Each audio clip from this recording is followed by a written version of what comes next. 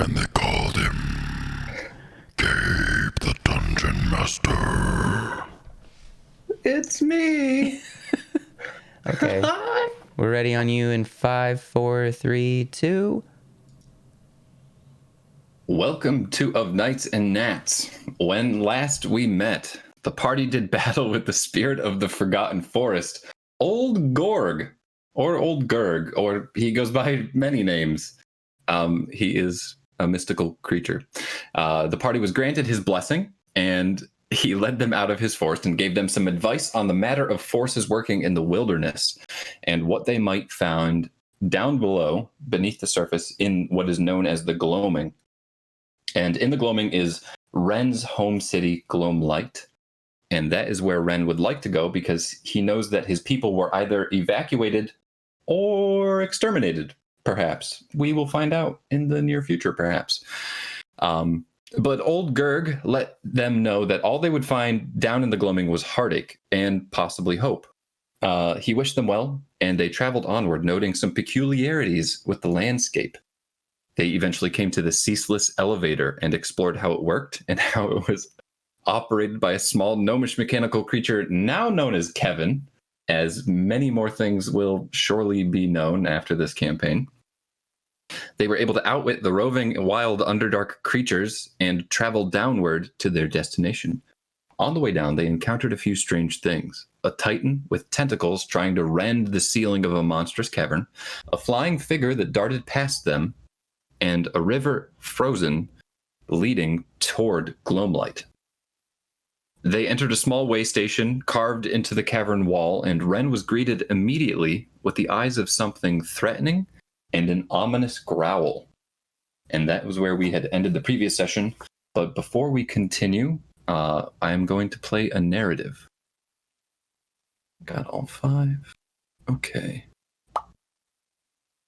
Give me a thumbs down if there's some sort of technical difficulty when you're listening.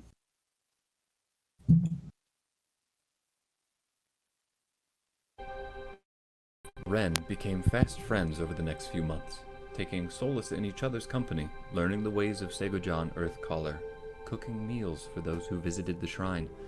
It wasn't long before Ren was able to almost entirely blot out the stinging words his mother had written him. "Are you gonna do it, or what?" questioned Brock from within the golden glow of the rock-hewn shrine. Ren bit his lip and held his hand out over the burnished urn that had a low fire crackling in it. He held the letter his mother had written him. It was odd that he didn't want to throw away the damn thing, despite how the words within made him feel. He certainly wanted to be rid of it, or at least that's what he had thought. Perhaps all that he really wanted was to be rid of the feelings. Before he could make up his mind, he heard something at the doorway. The soft firelight illuminated the face of a young gnomish woman slumped against the archway. "Is this the temple shrine for Segojan?" she mumbled through some pained straining. "It is indeed," replied Brock. The two gnomish men stood staring at the sight of the injured woman for a few moments too long, unsure of what to do. "Well, aren't you boys capable of healing, or does a girl have to do everything herself?" she muttered, managing a small smile despite the pain. They leapt into action, fumbling with their focuses and uttering desperate prayers to their deity while fighting off blushes. It would seem that this would always be an effect Lily had on the boys, and Ren seemed to have completely forgotten about the feelings within the letter. All right, so that was just a little insight on the backstory of Ren, as we will be proceeding through his story arc. That will carry on and become, hopefully, more clear. Okay, so we are starting the session here, and the party has arrived, and as you know, Ren, you ended last session. Basically, you had just walked into this way station, which is carved into the stone wall, and you were greeted immediately by hungry eyes and a growl. That music hit real fast, real hard, and I was not prepared for it. Sorry. So a small figure lurches and lunges towards you. He's not quite scaly, but he has like a ruddy gray flesh. He's a very small humanoid creature, long claws, huge green eyes that are just large orbs in the skull. Skin sort of pulled back very tightly. He doesn't actually seem as threatening as I made him sound. However, he probably still sounds that way. But now that you've seen him with your dark vision and he's lunging towards you, you can tell he's not like a full-scale predator. It looks like he's just trying to scare you away.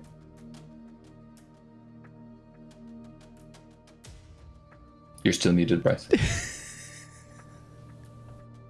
Sorry. I am scared away. This is still a creature lunging toward me, and I'm going to get out of the way, if at all possible. Yeah. As you scuttle backwards, you hear the creature sort of lean down onto all fours, and he goes, Yes, that's right. Get away from me. Who are you? What are you doing down here? I'm the mighty bookworm. Stay away. Mighty bookworm. Yes, just bookworm. That's my name. This is the way to Gloomlight, right? Yeah, if you want to go that way. I just left there. You did. Uh-huh. We're headed in there. Are you friend or foe? Good question. What are you? We mean you no harm. Does that mean friend? Yes. If it does, then we're friends now. You understand how this works, yes? What do you mean? What? You don't know how to do that? It can take me a little bit of time to trust. I'm sure you understand. I understand completely. and then he like scrabbles backwards. You're not a friend of mine. You're no friend of bookworms. And he tries to throw himself into a small cabinet. And when he opens it, all of the empty rations that he has eaten sort of pour out around him. And he starts pawing through them desperately. Hey, Bookworm, no need to go away just yet. We've got some food here. I'm sure we can trade if you lead the way to Gloomlight. Make a perception check, or rather an insight check. 21. 21. Okay, you note his ears literally like when you say the word food. Oh, well, I was yeah. going to hide, but... Yeah, we have some. You know, we've been adventurers. We just came down from the surface. You know what? I take it back. You are a friend. I'm sure of it. And he scampers towards you and he extends a hand, palm up. Bookworm, Yes. my name's Ren. Hello, Rend. Ren, sorry. Food. Ren is fine. No, it's not. You're a friend. I won't say your name wrong. All right, let me give him a ration. Okay. Just check that you've given him one ration off. We're all down Okay. here, right? Yeah, you guys are probably outside, but you're more than you've definitely heard what's happening inside. Okay. You're welcome to interact as well. Hi! Ah! I'm Kevin! Are you friend, Kevin? Yes! Oh, okay. Ration? I give him a berry. He takes the berry, but he doesn't know what to do with it. What is this? It's a berry! It's red. I don't trust red. Okay. I'll eat one in front of him. Instead of extending a palm, he just opens his mouth now.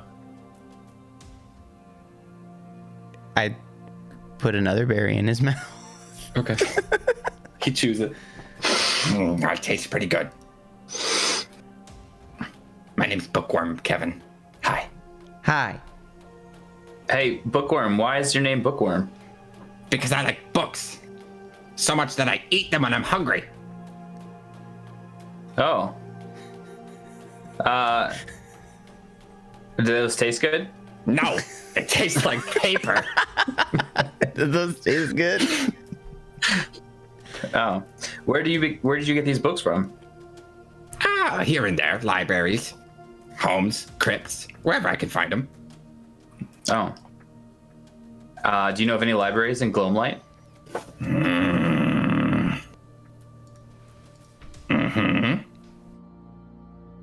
Yes.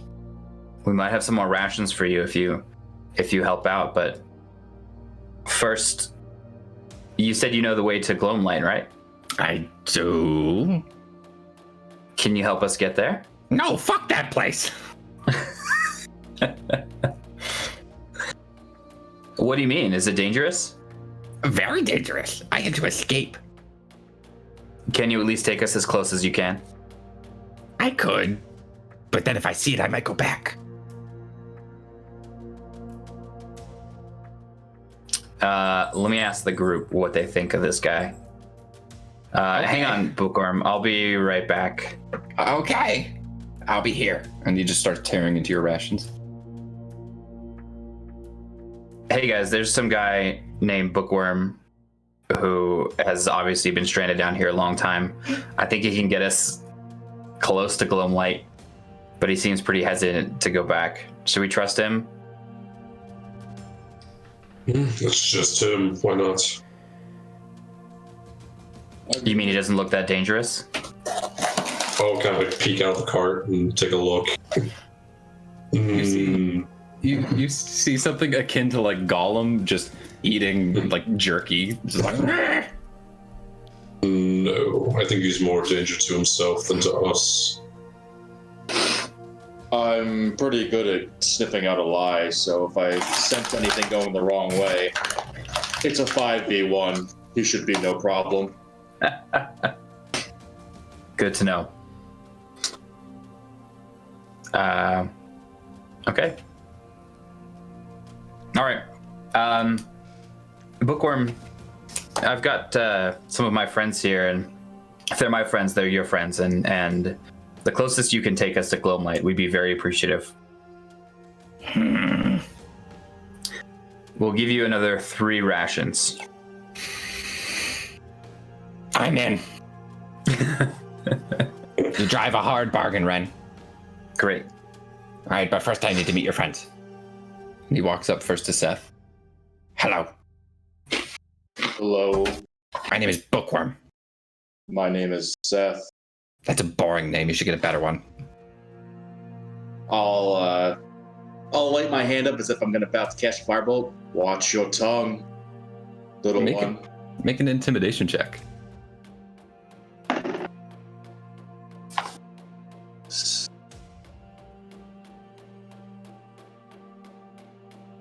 9. Your name's as bad as your magic. I let out an audible laugh at that. Sorry, it must be the dampness down here. It's pretty rough. It's okay. You'll recover. Everybody has a hard time. But heed my warning, Bookworm. I've got my eye on you. Do not lie, and do not take us the wrong way, or I will know. Well, you haven't blinked since I've seen you. Maybe you do know. Anyway, what about you? What are you, a half-orc? Good assessment. What gave it away? Skin build, something like that. I haven't tasted you yet, but that'll confirm the rest. I don't think that's going to happen. Fine. Shoot yourself. What's your name? I'm Thought. Hi, Doc.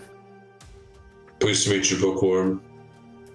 So, if you're going to take us into the city that you left, may I ask, why did you leave? I left because there was some malevolent force, and it was... Oh no. Ew. Passed out. It'll be a few seconds. Will he be back? Will he be back or will he be gone? That's the real question. Oh. Oh, There he is. Just next time, just be waiting. Ew. I heard Ben say, well, will he be there or will he be gone? I was like, I have to stay now. The illusion's been killed. Did you hear anything of what Bookworm said? in reply? Ew. A malevolent force, and then cut out. Yes, there was a malevolent force, and he was forcing me to see everything that I wanted, but it wasn't real. Hmm. Kind of fucked Illusion. up. Yes. Yeah. I know someone that does the opposite, where you see what you don't want. Curious. Sounds like a connection to me. You should probably keep pulling on that thread.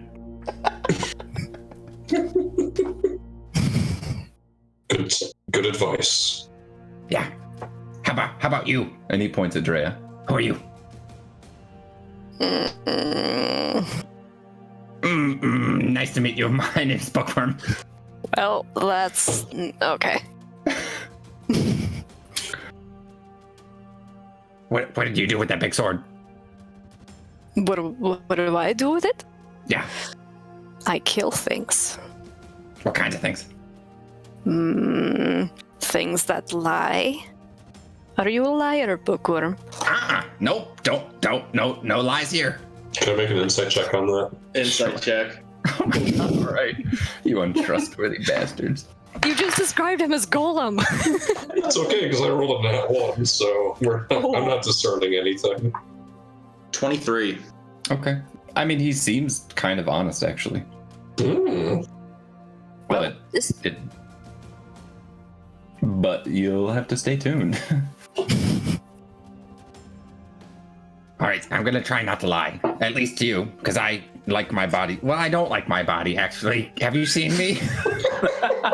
But I do like it in one piece.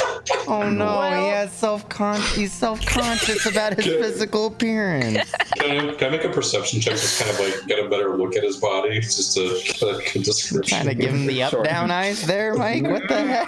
Oh. Still a little shifty eye here. That's a 12. All right. Yeah, I mean, you're just looking at the guy, so this is more like Yo, now you're hey, maybe Why am I walking around him in bald? circles. hey, yo, little gremlin, you looking kind of like you struggle busting a bit. No, you guys have actually encountered one of these. Ooh. So who's your little friend? Oh. I gave him 2 eyes, but this is just what's here. Huh. Interesting. I'll walk up to Bookworm and just kind of not look threatening as I can, and I'll say, that is okay, Bookworm. Sometimes we are stuck with what we have. Maybe we'll get another body. You never know. I've been trying, actually. Oh, really? Yeah. I'll tell you my secrets if you tell me yours. Yeah, we're friends. We tell secrets. We do that. I do that with lots of people, like the dude that doesn't blink. I didn't say anything about his performance anxiety. Oh, okay. I heard nothing. Yeah. Yeah. What's your secret? Well, no. We have to be even here. I'll tell you one secret about the others, though. Oh, yes. Since you gave me his secret. Ren likes plants a lot. That's a doozy. You should give him a rose. I'll try to. I don't know where to find one of those, but I'm gonna try. Does it have to be living? No, I suppose not. Okay. Maybe I can find a mushroom and carve it into a rose. Very, very creative. With my teeth. Yep. Okay, alright. So are we going to Gloamlight? Friends? Yeah. Okay, it's pretty simple. All we gotta do is follow this river. It goes right in. Great. Easy. Kevin just starts walking towards that direction that he pointed. Okay. Bookworm hurries to keep up with you, and the party marches for some time. The darkness is, of course, as oppressive as you recall it. Is anyone using a torch? And what is your rate of travel? Are you moving at standard speed? Are you going slowly and carefully? Are you rushing? Probably going standard. I was gonna say I would think standard, but I'd leave it up to Ren's discretion. I don't think at this point we're in any rush. I'm just gonna put a light cantrip on the cart that we're towing. Okay. Did you bring the horses down into the Gloamlight? They could have fit. That's up to you. If they could fit, I'd say yes, but if they couldn't, I'd say no.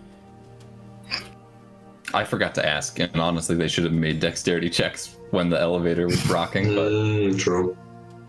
that's my bad. Do you want to say we? Freebie. Okay, I was gonna say, do you want to say we don't have them since there's no check on their behalf? I don't mind if you say that they're there or if they're not, but I just need to know for logistics moving forward. Like, you could have just released them up above. Or brought How much stuff do we have, by the way? That depends if you brought the cart. Yeah, I think we brought the cart, but what was in the cart? Just rations. Okay. What do you guys think? Horses? No horses? Um, I'd say no, just because we don't know what the terrain would have been like. yeah, and I think we're more mobile without them too. Uh-huh. And we know the gloaming kind of sucks, so I don't think we want like people to hear our horses. Okay. So you just brought the cart down but unhitched the horses beforehand. Okay. So if you're hauling the cart, I'm going to say you guys are moving at a slow pace because you're literally hauling it. You're welcome to just take the rations out of the cart and leave it here and move at a normal pace, though. Yeah, I'd rather that. Yeah, that's fine. Okay. All right. I just need to know for things sensing your presence and how you're moving and what you're carrying. Cool. So you guys are following the Agor River. Now, Ren, if you would like, you may make a history check on that. I shall. I'll be asking you to do that likely throughout the session periodically. 16. Okay. You know that the Agor River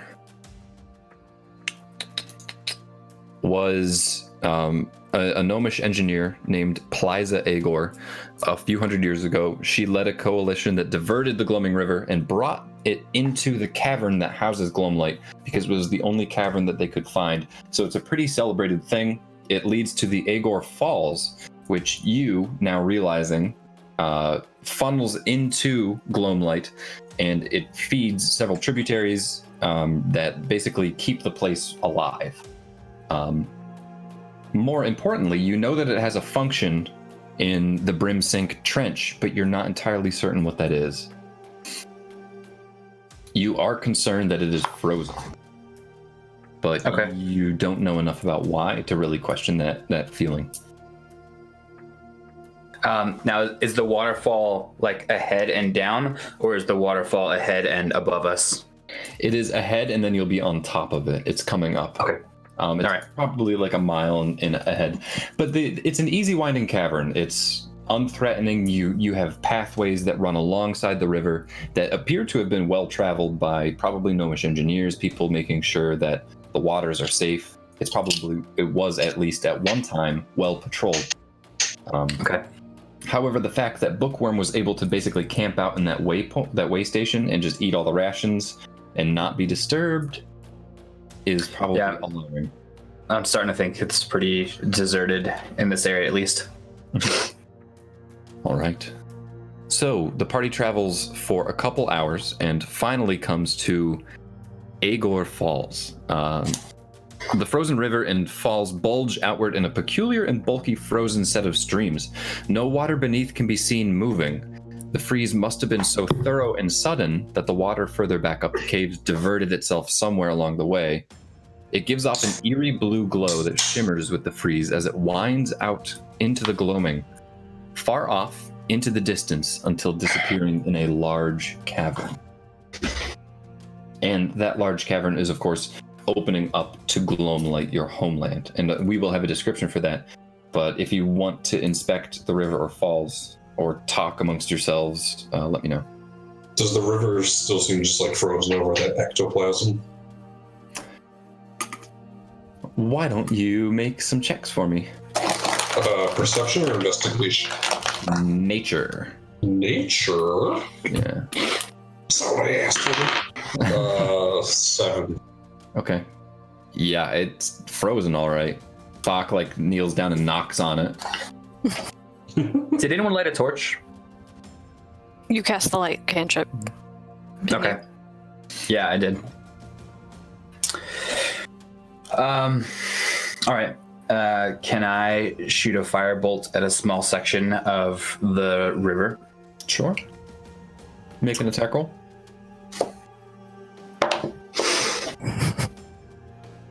The water It dodges your is- fireball. 11. Okay. These are the moments where I pray for crit fails.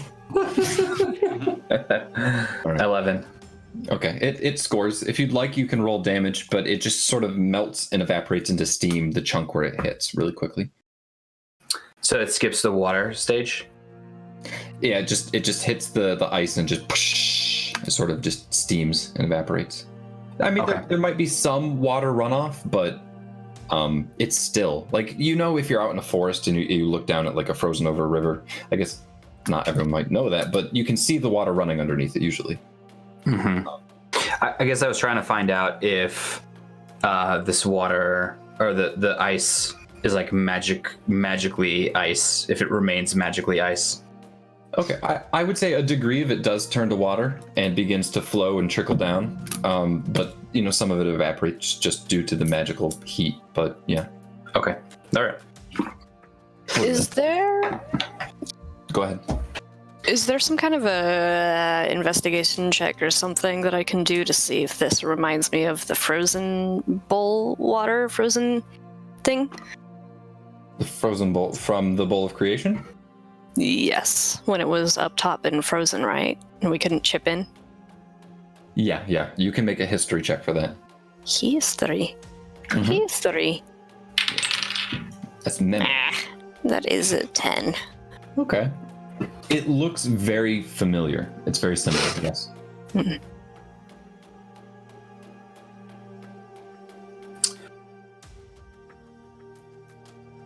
Is there anything under the surface at all? Just frozen. That I can see? straight through. No. Okay. You can make a perception check or an investigation check if you'd like, but you're fairly certain. It's kind of cloudy, as though the ectoplasm has been mixed in, but it does appear to be mostly water. Okay. Well, that's strange. I've never seen these waters this way. I mean, not that I've been out this way, but even the streams in Gloamlight have been running free and clear as long as I've remembered. Maybe it's the malevolent spirit. Bookworm, do you know Does- anything of this? No. He just showed me things that I liked. They were pleasing. Who showed you? The spirit. I didn't see him. Okay. He wrapped me up in his tentacles. How could he wrap you up but you can't see him? I didn't see him. I just saw his tentacles. And how do you know it's a him? I made assumptions. I do that from time to time. You assume gender. Yeah. Interesting. I mean, you're wearing a dress. I assume. Never mind. Let's not get into this now. Oh yeah, he's still wearing a dress. Must be Slick. cold. When we hear about the tentacles, does that make us think about? The tentacles we just saw. Yeah. I mean, I'm sure it makes you think of that, but until you've got like a side-by-side comparison.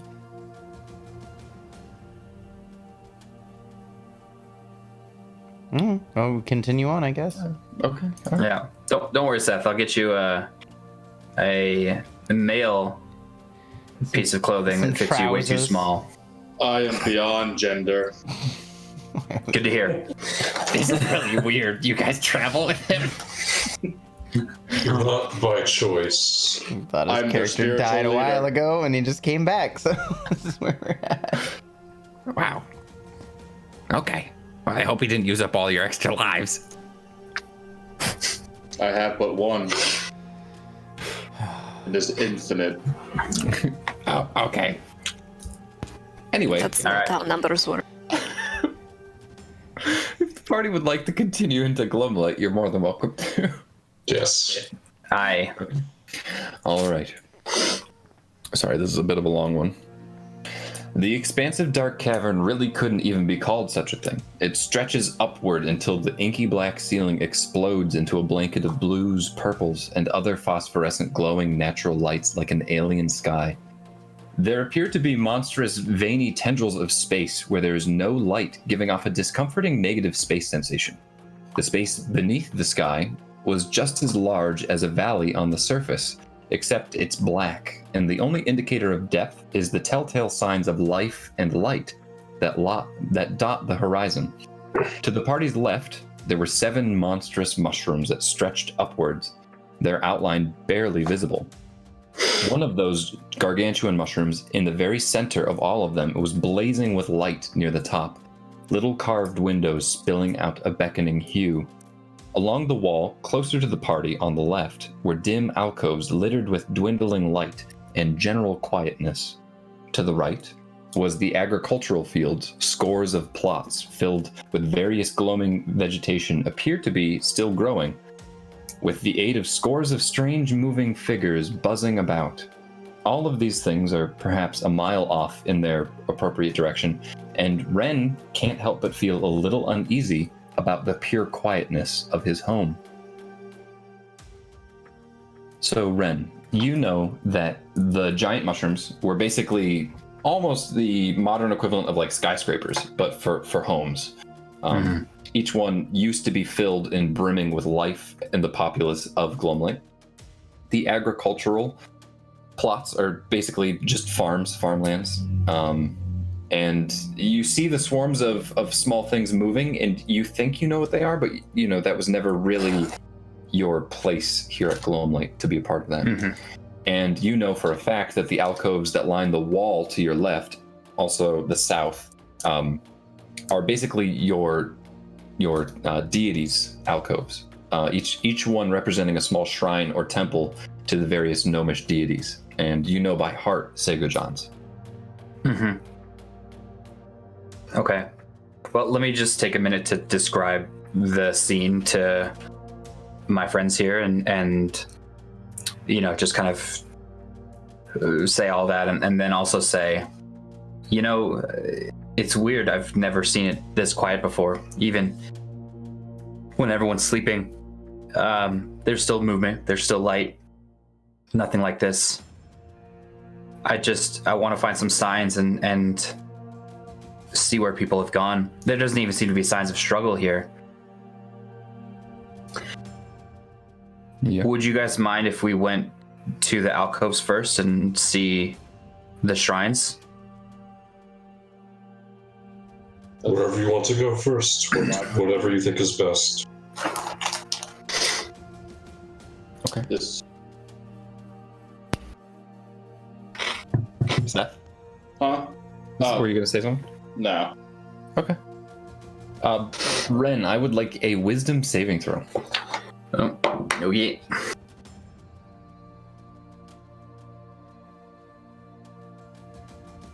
$15.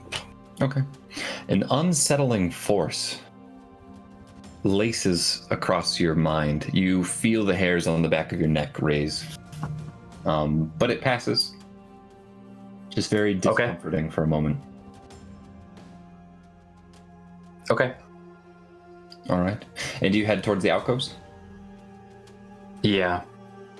All right. So the party in Bookworm, you descend. There's a small staircase that's just basically carved into the wall beside Agor Falls. And you just descend the stairs, cross a small bridge at the base of the falls, and then head to the south along the wall of the Gloomlight. I should also say that the things that I described are basically just the first envelope that you can see. The light is very oppressive, and there are lights perhaps beyond where you can see, but between dark visions and just the pitch blackness, it becomes like a dizzying array of lights off in the far, far distance, like miles off, because this chamber is just monstrous. So just to let you know, because there are things that I haven't described, that's not all there is. Feel free to do some exploring if you like, but... Okay. All right. So you head to the temples. And it's almost like temples, if you could call them that. They are very literally just carved into the wall. They have a very homey or rustic feel to them. They aren't gaudy or ostentatious like human temples on the surface might be considered. Especially Segojan's, which is the second that you come to.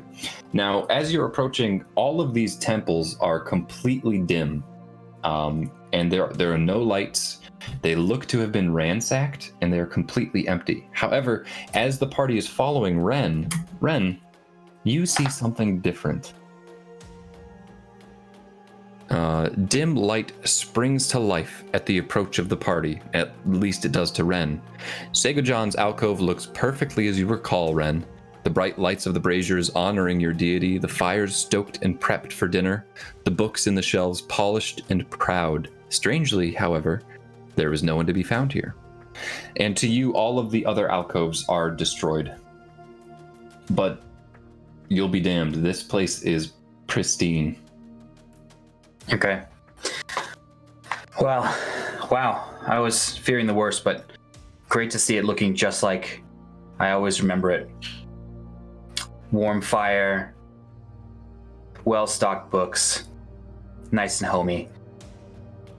Maybe we can spend a few minutes here. Bookworm looks at Drea. Are you sure this is not some kind of vision magics that are... This is very strange. One perfectly still captured in moment time, and the rest are all just rubble. No, it's Segojan's temple. It's right here. It looks fine to me. It looks too fine. To the rest of the party, it is completely in ruins. Oh, I'm sorry. No, that's fine. I mean, that's important detail, I think. That's my bad. Can I just kind of like grab Ren and like shake him really quick to see if I can like shake the effects of the spell off? Okay, Ren, how do you react to this? What are you doing? Look at it! Look at Have you lost your mind? Swear to me!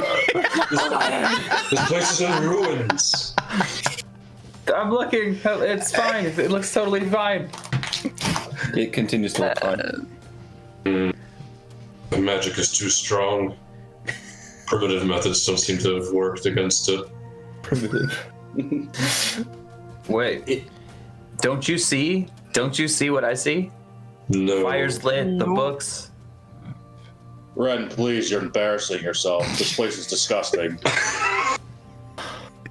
Okay, what about the one next to it? What about that one?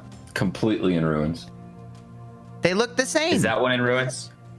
Mm-hmm.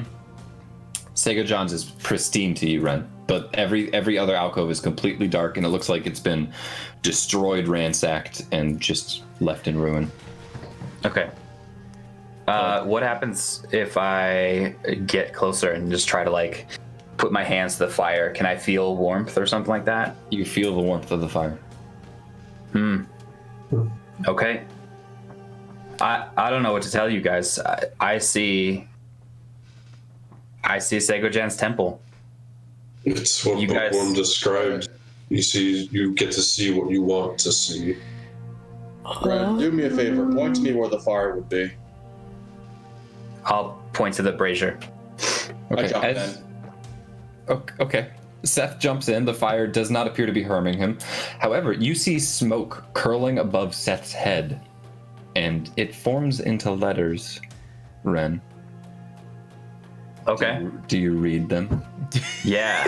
No, I ignore them. Screw this plot point, DM. Hey, it's all about the choice. You guys don't have to take these.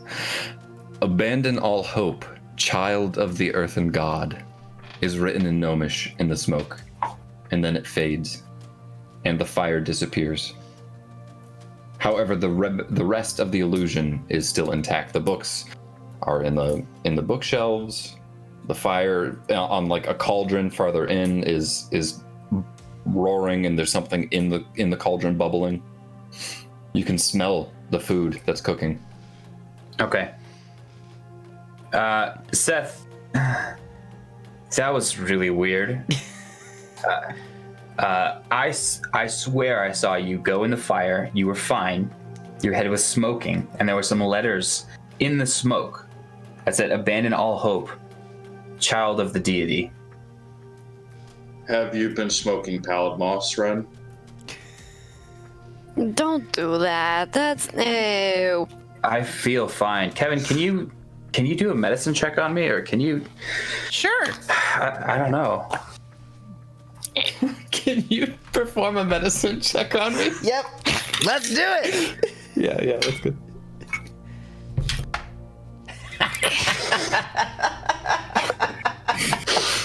With my no. +4, that brings it up to a solid 8. You look fine to Kevin. Look fine to me.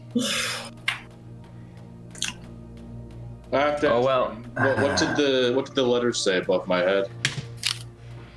They said, "Abandon all hope, child of the deity." Did I get that right, Gabe? The earthen god, but yeah, The Sega earthen John. god. You know what it means. Does that mean anything to you? Well, the earthen god is Seigojan. Seigojan is one of a number of gods that we worship down here. Before I started studying wizardry, I studied to be a cleric under Seigojan. Basically, his deity is one that uses food to nourish and heal people. And this is where I started my education. So this message seems directed to me. Do you not find it curious that it tells you to abandon all hope, as if maybe the hope that this place is actually intact, not in ruins like we all see it? Or if Yeah. I'll hope that the Earth is dying and it'll be gone soon. Well, maybe not that. Ren, don't ignore that. There's only one true God. Or maybe Oh, it's someone which that one? wants to keep us out. Which god is it this time, Seth? Last week it was Shar. Now it's Borosan. Who next? I'm working on it. Get back to you later. It doesn't make sense, though. Why would somebody who wants to keep you out create images of grandeur and memory? It seems like somebody is trying to warn you, perhaps, behind whoever is making these images. You've got a point there. It seems like these things would lure me further into the city I think that's rather the than point. make me go away. You become enslaved, I think.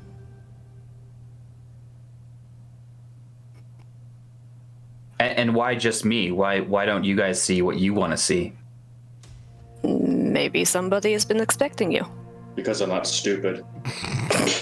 Okay, well, you're the Thank one you. wearing a dress in cold weather, so. Yeah, because I was reborn from the darkness. Sorry, I didn't come with clothes. A bloody woman's dress.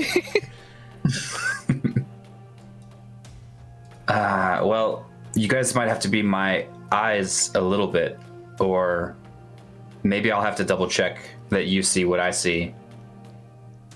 Sure. Just ask. Kevin goes up and like stands next to Ren, like assuming the position of vision for him. Bookworm also stands next to Ren and assumes the position of vision or something.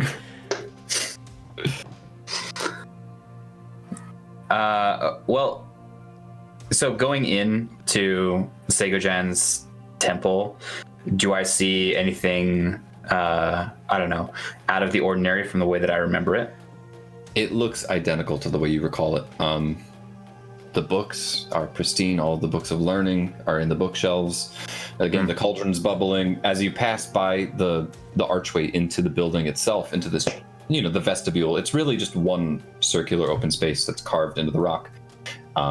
You have even the sense of Lily as you pass by, that moment that you shared with Lily and Brock here when you first met.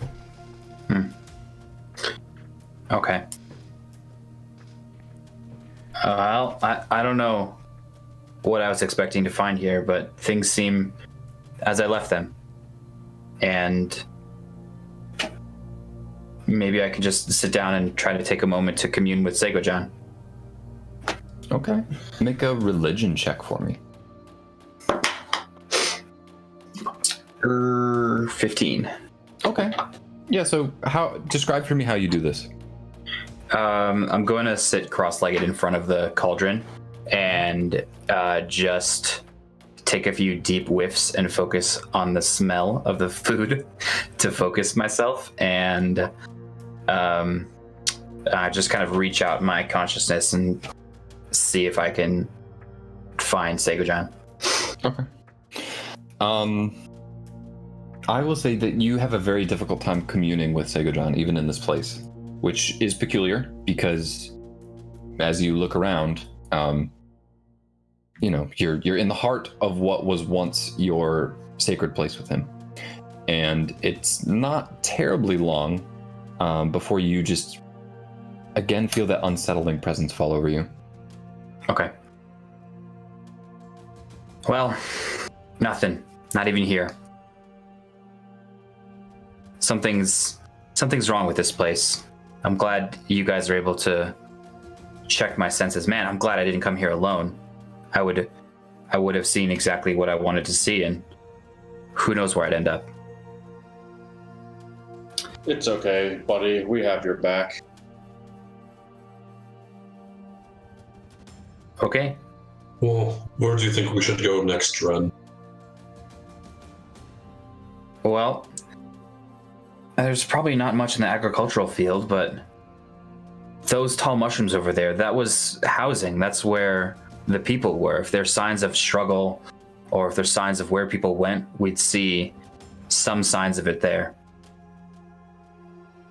Good idea. Okay. So that's the direction that the party would like to head? Yeah. Yeah. Okay. Ren, as you walk out of the threshold, I need another wisdom saving throw, and I need perception checks from the party.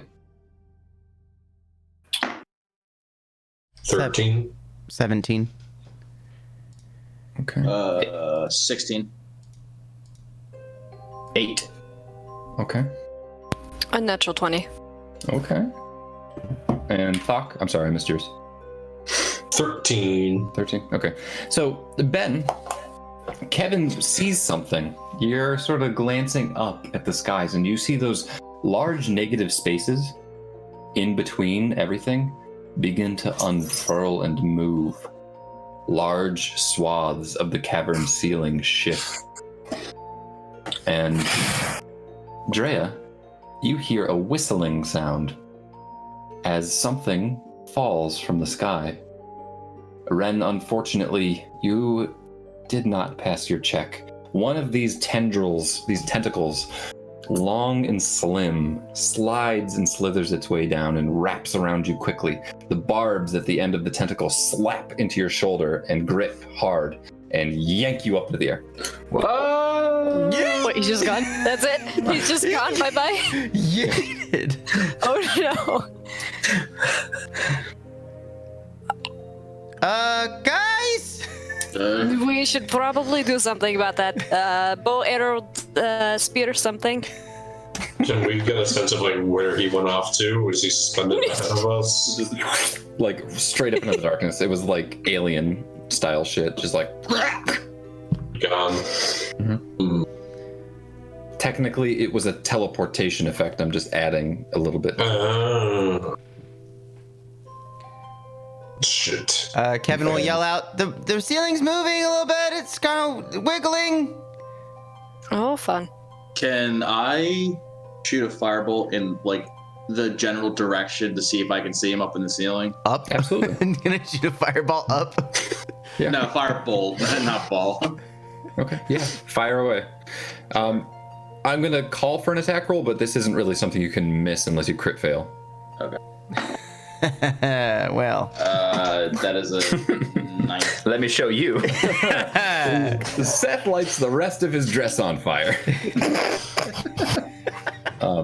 No, that would just seem like I'm trying to get you guys naked. Anyway, the firebolt soars into the sky, and you do see it illuminate a lot of things, actually, Seth. It slams into the tentacle, some miracle that was carrying Ren, and you see the look of shock and terror on his face as it pulls him upward and actually toward, perhaps, the residential district, those large 7 stalks. However, he's just going up and up and up above them.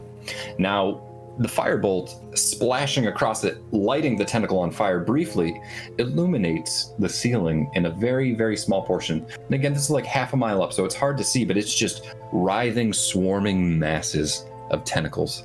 And you see in a brief glimpse, as they open up, large teeth and glistening wet mouth and a large, maybe like 60-foot sized tongue.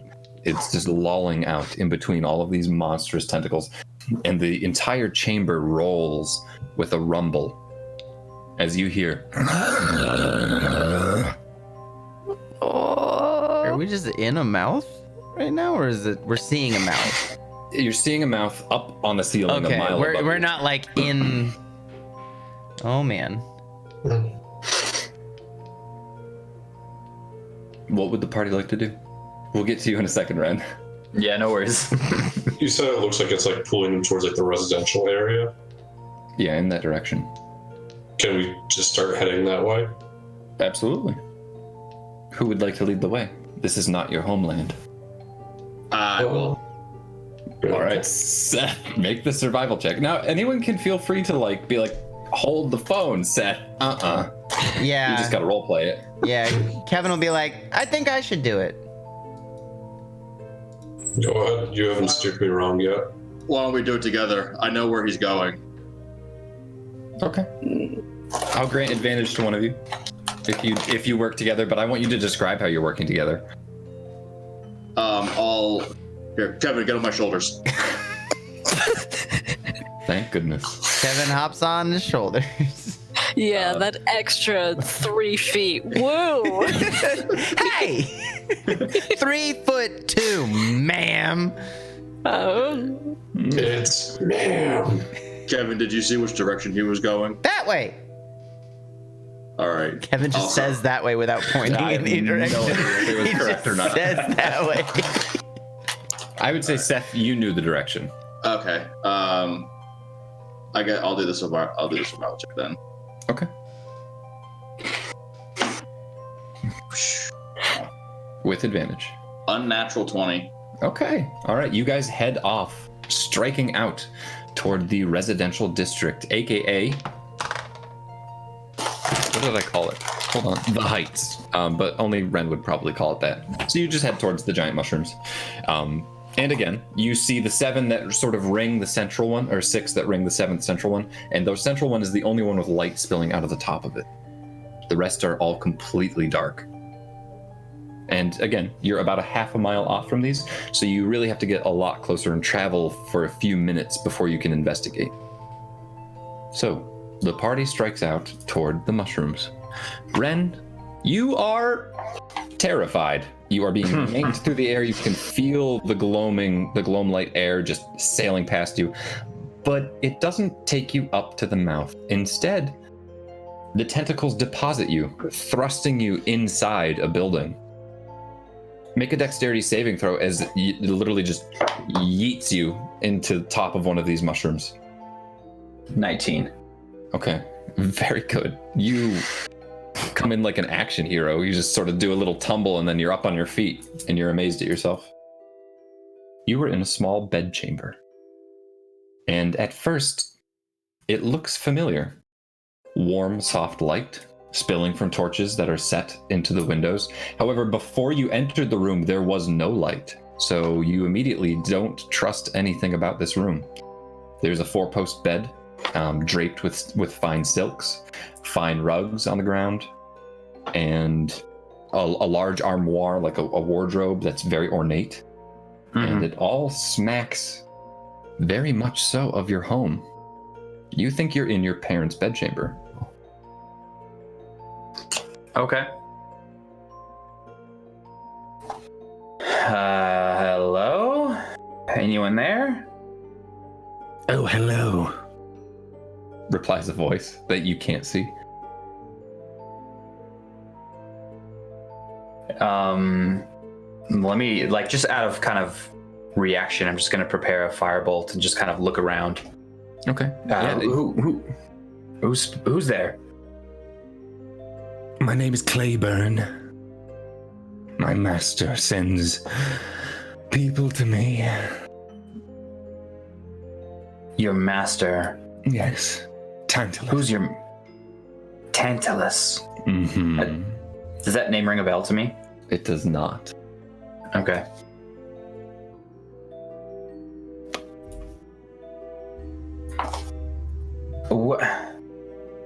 What does your master want with this place? Is your master controlling these illusions? I know I'm not in my parents' bedroom. Yes, he is. He is providing you with happiness. This is a false happiness. It is a kindness.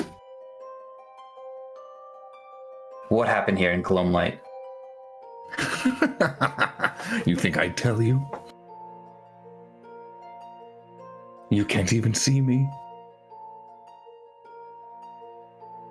My friends and I, we can help. We've done a lot of good up on the surface. Why would I want your help? Maybe this is the order I prefer. I have a position. Well, you seem to want something from me, presenting me with all these illusions. I do. Tell me, Ren, what do you fear? My master seeks to know it. I won't tell you. Make a wisdom saving throw. I think you will. I'm rolling so good tonight. 22. Okay. Part of the illusion falters and fades. The armoire that you saw in the corner becomes a pile of rubble in darkness. Fine. If you won't tell me that, tell me then, what do you love? You'll get nothing from me. Make another wisdom saving throw. 19. Damn you! And you hear something break as the creature slams his fist on something. However, part of the illusion again fades. The bed turns to ruin and dust and darkness, leaving only one more segment of the chamber illuminated in gold. Fine. Then, tell me what you hate.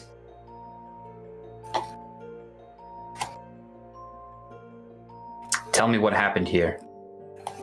That's not how this game works. You're trying my patience.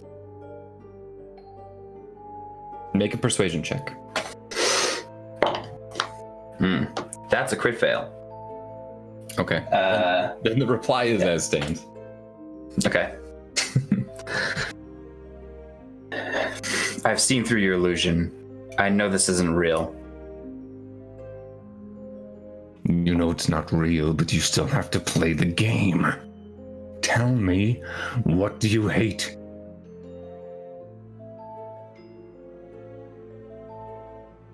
No. Make a wisdom saving throw.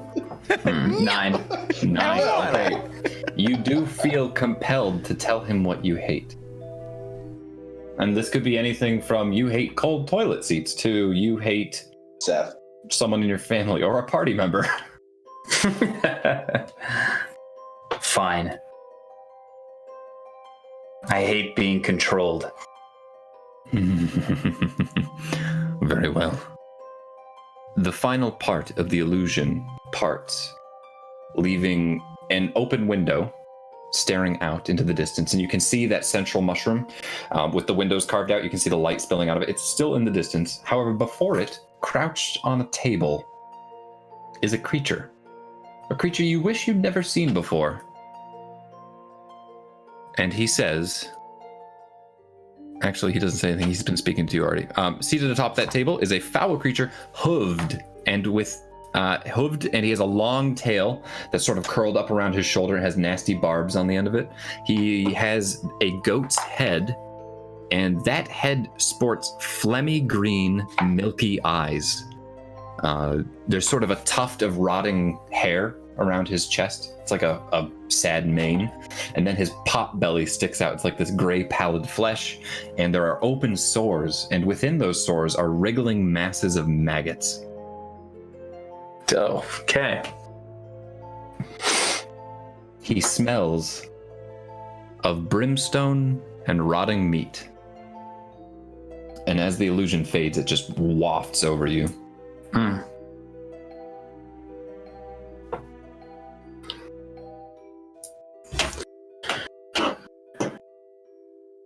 You've seen through my illusion.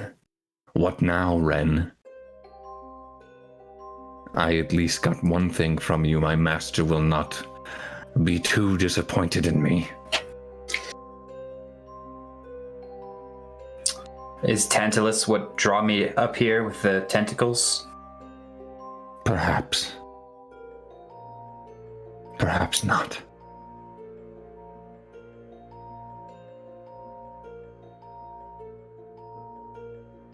Again, I ask, what happened here? How about this? We'll fight over that information. Best me and spare me, and I'll answer your questions. The same amount of questions you answered me. 1.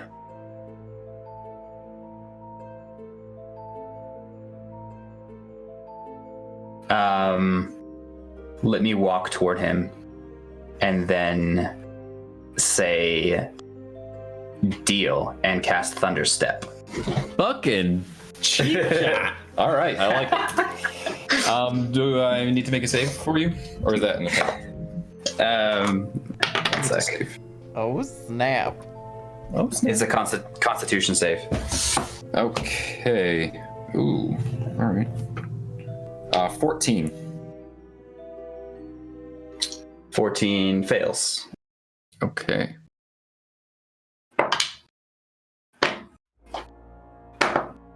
Oh, All right. So he has failed. Roll me some damage.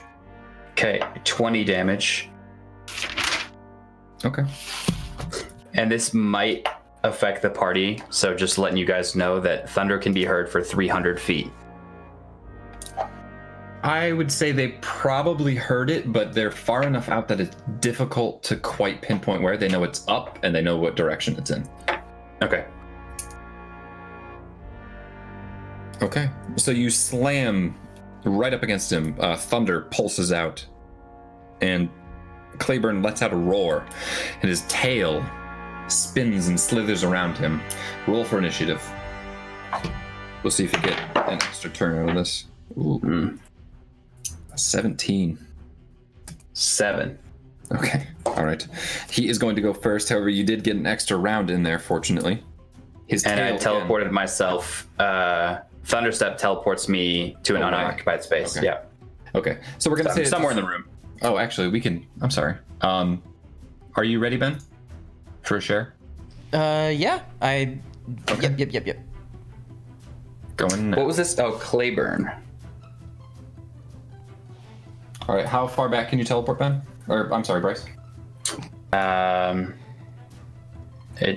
90 feet. Okay, so you're all the way back. As far as you can be. All right. Clayburn.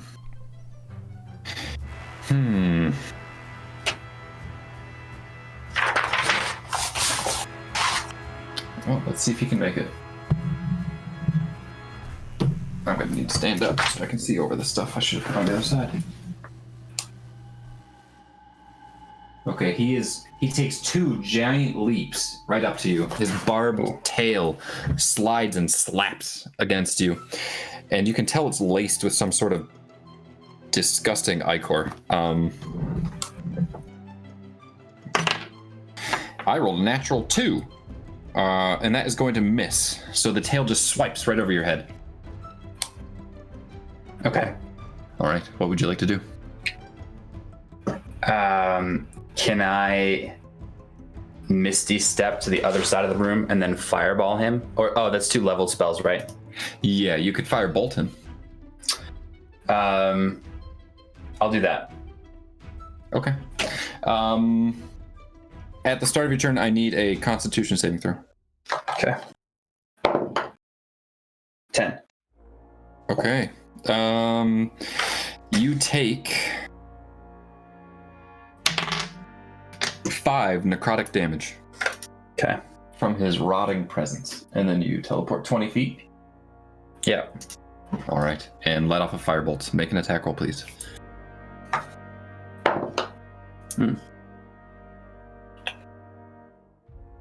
23. Okay, that's gonna hit. Okay. 11 damage. Okay. You note that the firebolt doesn't do quite as much damage as you would like, as it wicks off of him in a sort of preternatural way, like he's used to fire. And how much damage was that? 11. Okay. Should have known.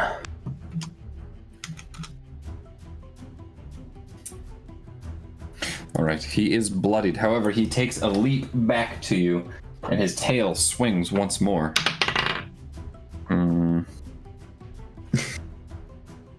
That's a 13 to hit. Miss. Okay, again, the tail swipes, perhaps this time against your mage armor. What would you like to do?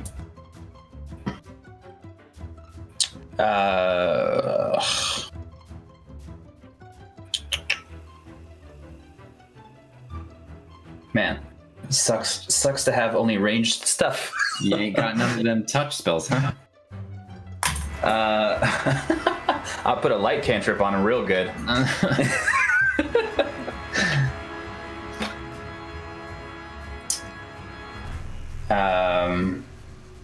Yeah, I'll do the same thing. Let me see if I can Misty Step away, and can I try a Ray of Frost on him? Absolutely. Okay. You do have movement too. In addition to the Misty Step, you could still walk away, create more distance if you need to. True. 17 to hit. 17 hits. Okay. That's a D8. Date. 5 damage. Okay. All right. Again, the damage doesn't look as promising as you would like. He leaps towards you, attempting to swipe you with his tail, because that's the only action he has. This is a 16 to hit. I'm creeping up. Hits. Okay, this time the barbed tail lashes into you. You take 8 piercing damage, and I need a Constitution saving throw. 6. Okay. You feel whatever was on his tail leach into your bloodstream. Okay. You don't feel great, but you're not exactly sure what's going to happen to you. Okay. What would you like to do?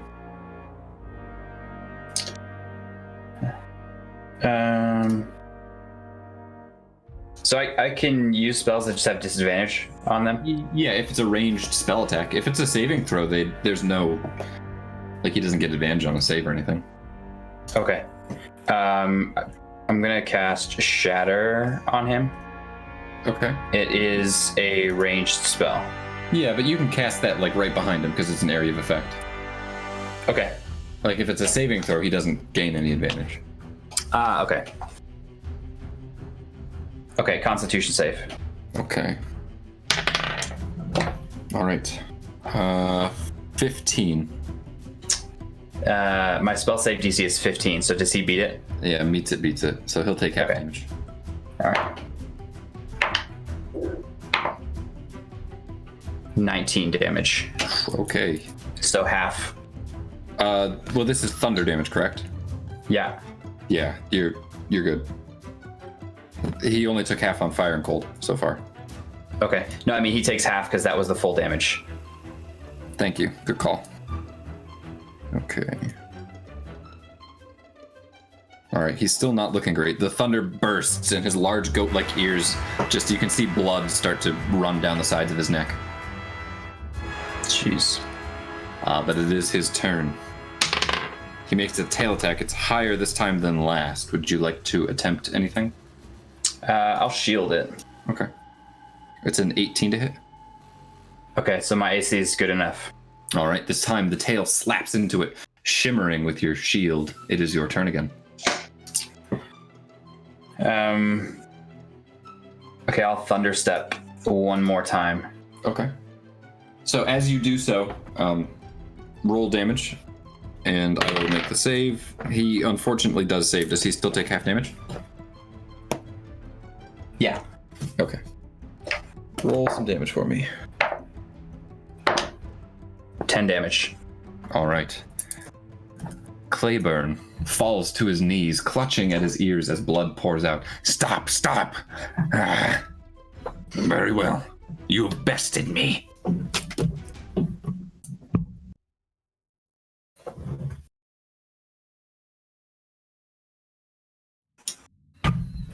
All right.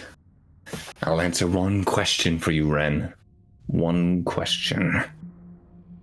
But you must promise to spare me.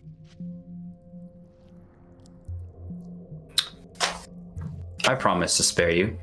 Okay. Ben, I'm going to end the share.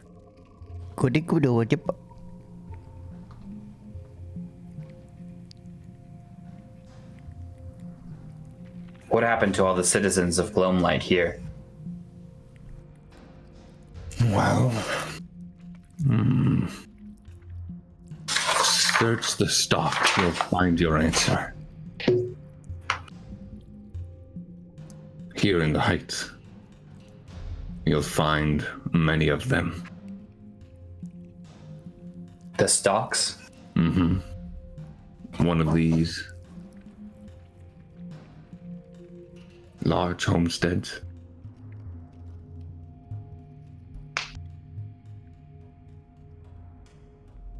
That was your one question. You'll find more from what you seek than you'll learn from me. Tell your master to leave my mind alone. I don't do any telling. But trust me, he already knows. But next time it won't be what you love. No, next time it'll be what you hate.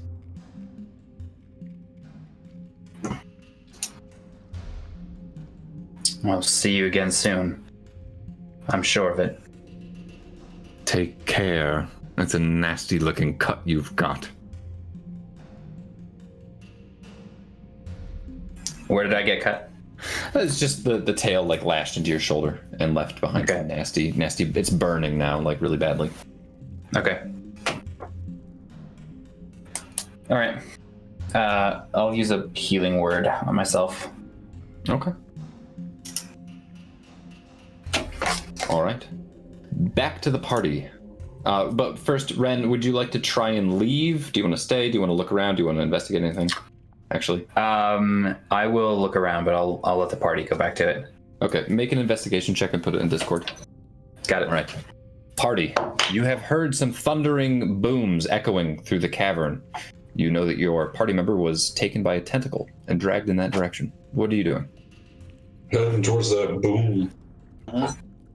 Okay. Quick pace. Okay. And did I already have you make a survival check, Scott? That was you, right? Yeah, 19. 19? Okay. So you guys arrive in probably 20 minutes. It's just a quick jaunt across the ground. And the gloaming floor, the cavern floor, is very easy to traverse. You get there in pretty much no time. However, you don't know exactly which stock he's in. There are 6 in a circle and 1 in the center with light coming from it.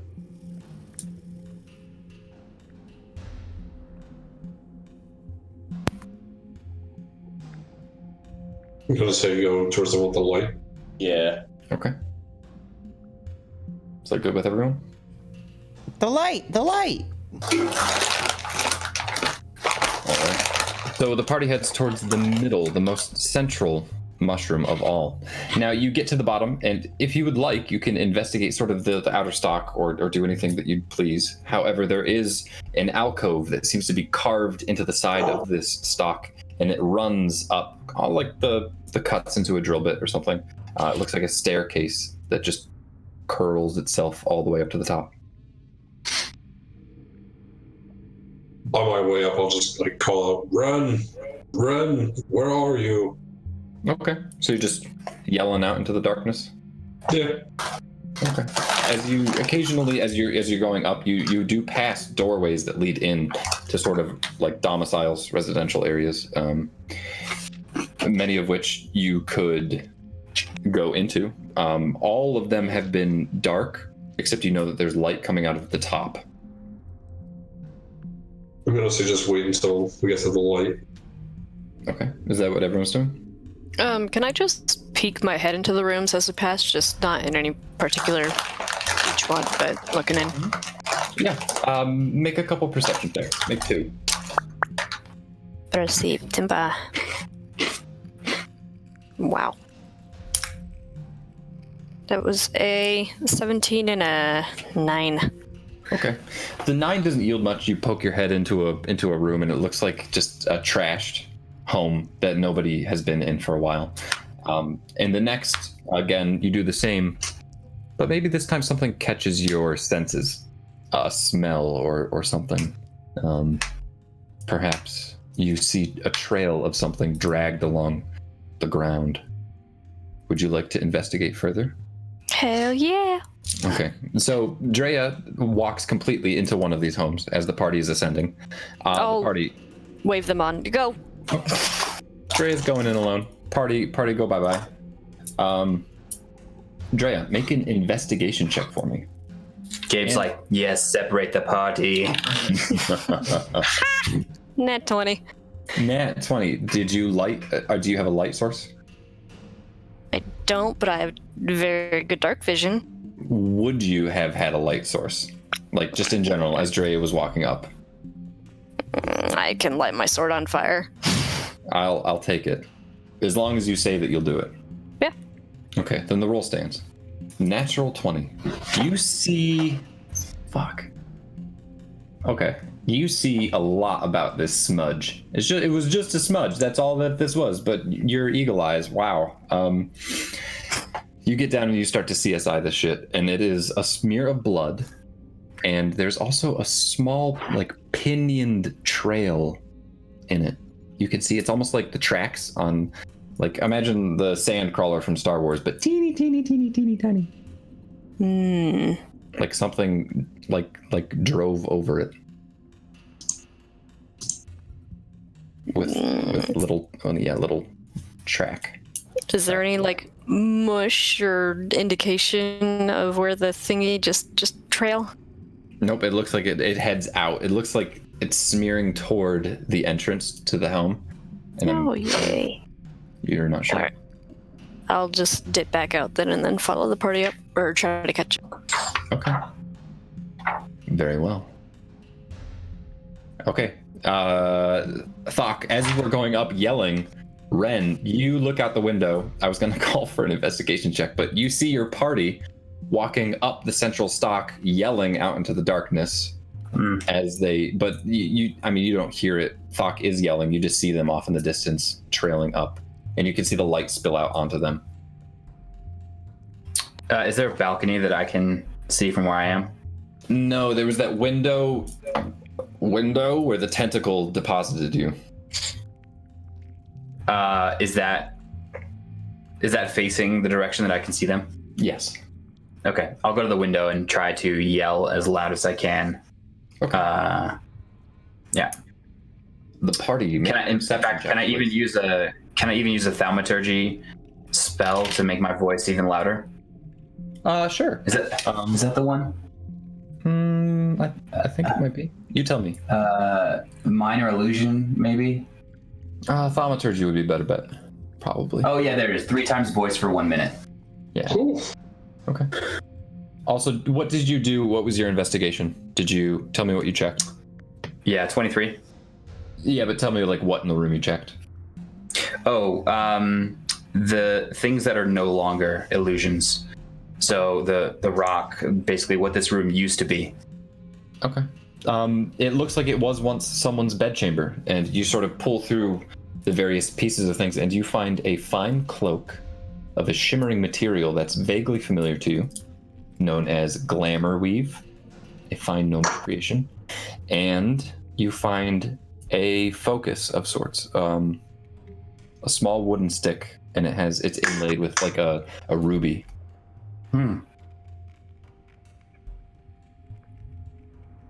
I will absolutely I'll pocket those, and then I'm gonna have to ask the group if it's actually what I think it is, because I'm not trusting my senses at all right now. That is fair. All right. And you yell with your booming voice. Seth, Thok, Kevin, perception checks with advantage. Dre, I'm just assuming you're still investigating as you walk up. I can tell you my investigation check if you'd like, but yeah, sure. No, you got the nat 20 on that. These are perception, so you're good. 19. Nat 20. Nat 7. 20. Okay, Seth somehow doesn't hear it, but the rest of the party does. As Dre is coming up, Seth's looking in one of the windows, perhaps. And Kevin and Thok, you take note of Ren, who is not with the party, who's just sort of jumping up and down in like a little hole in one of the far stalks. What would you guys like to do? Hey! How close are we to the light at this point? You're very close to the light. You're maybe another loop and you're up. Hang on, guys. Let's see this first. We at least know where he is, and he seems safe. Okay. Thok wants to continue. Kevin says, I'll meet you back here when I'll go get him. Okay. Kevin runs to Ren. Good choice. The party fractures. I'll be your backup, Thok. Drea, what are you doing? As you see Kevin just dart down the stairs past you. You're muted. Kev, wait, what are you, what? Ren's over there, I'm gonna go get him. Are you okay alone? Yeah. Okay. No, I'm going with you. Kevin has no fear about this. He sees Ren, he's going to Ren. I'm gonna go with them. Okay. Bookworm stands on the stairs looking. And You can stay with us, Bookworm. Okay. Yeah, We are- sounds good. We are friends. Yeah, but now my friends are down there and over there and here, and Yes. are you gonna feed me? I pull out a ration for him. Friends forever. That's so creepy. You speak my language. he grabs your wrist and he tries to gnaw it right out of your hand. Just hold on. Here, take with your hands. Fine, okay. All right.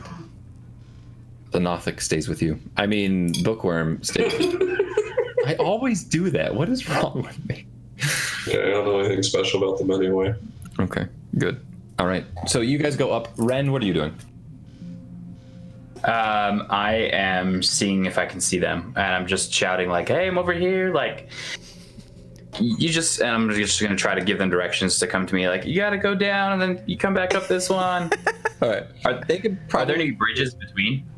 There are no bridges between, but you do see a door that leads to another alcove spiraling stair down. Okay. I would say they can hear you, but since they don't have thaumaturgy, you can't hear them, so it's like Yeah. they have mute on. Yep.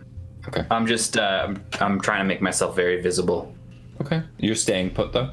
Mhm. Okay.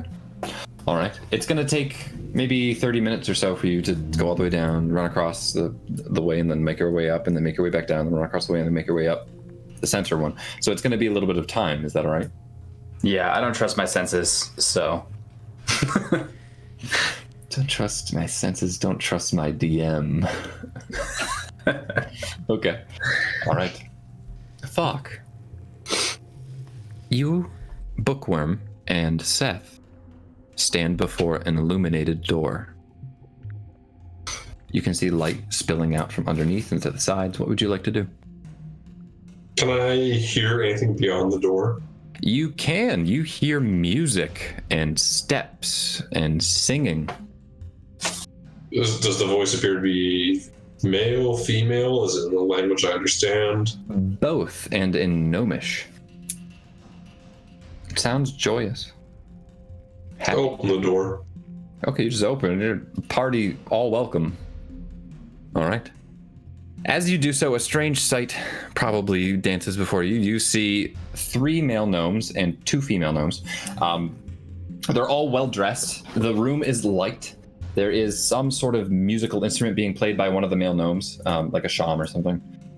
And another male gnome is standing there. He's standing up asleep. Like, it looks like he's been at the party way too long, and he's just sort of doing a step, but he's very sad.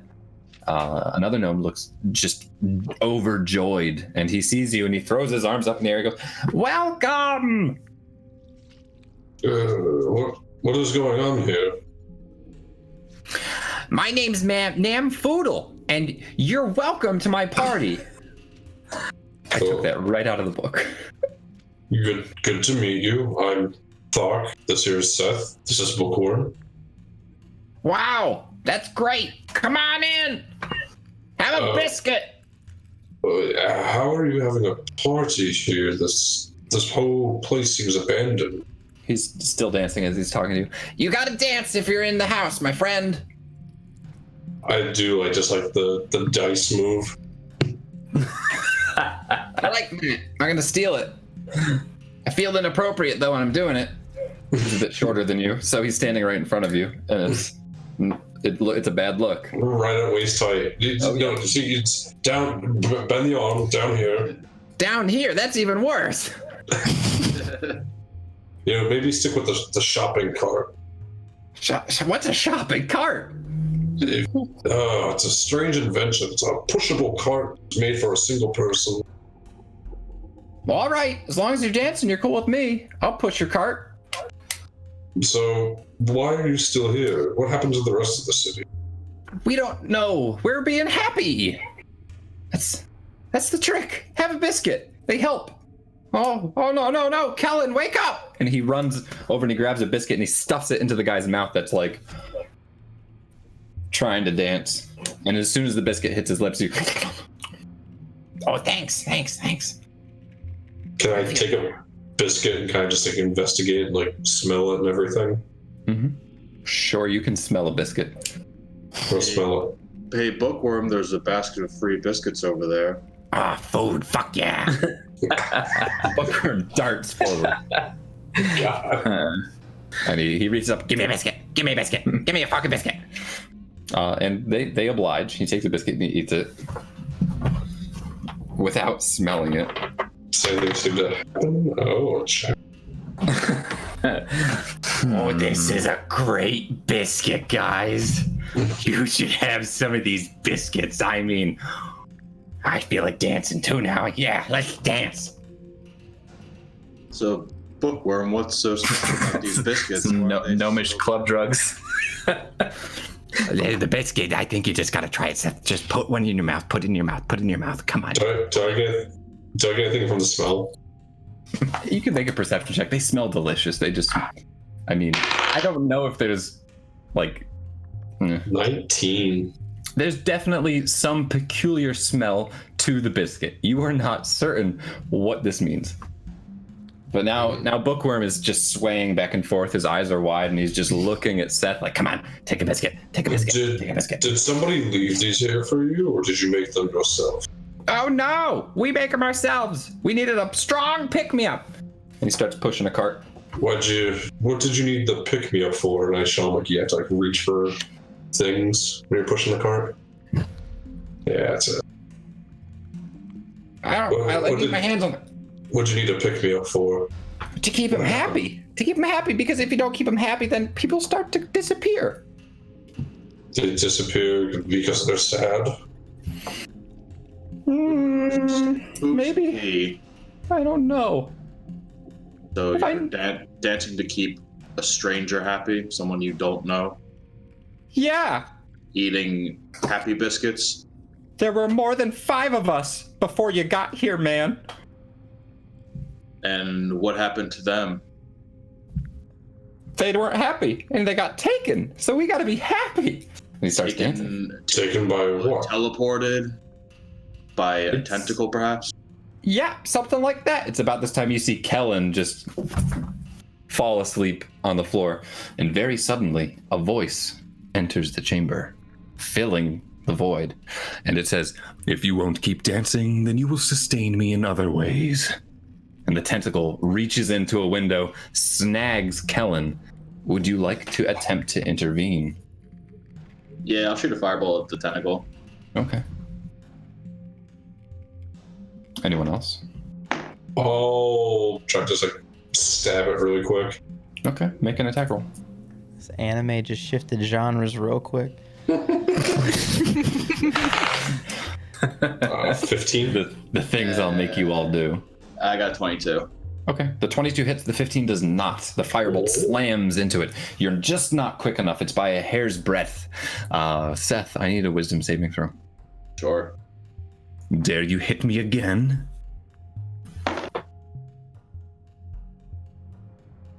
Unnatural 20. All right. You see it coming. The tentacle bursts through the door as soon as Kellen has disappeared. The second one, this time it's got like a leaf-like appendage at the end, and the bottom is just barbed with these strange suckers that have these needles in the ends. And it's coming right at you. Make a dexterity saving throw. Ooh. 5. All right. Fortunately, you saw it coming, so you do avoid it, but it does slap against your arm and tear a chunk of flesh out of you.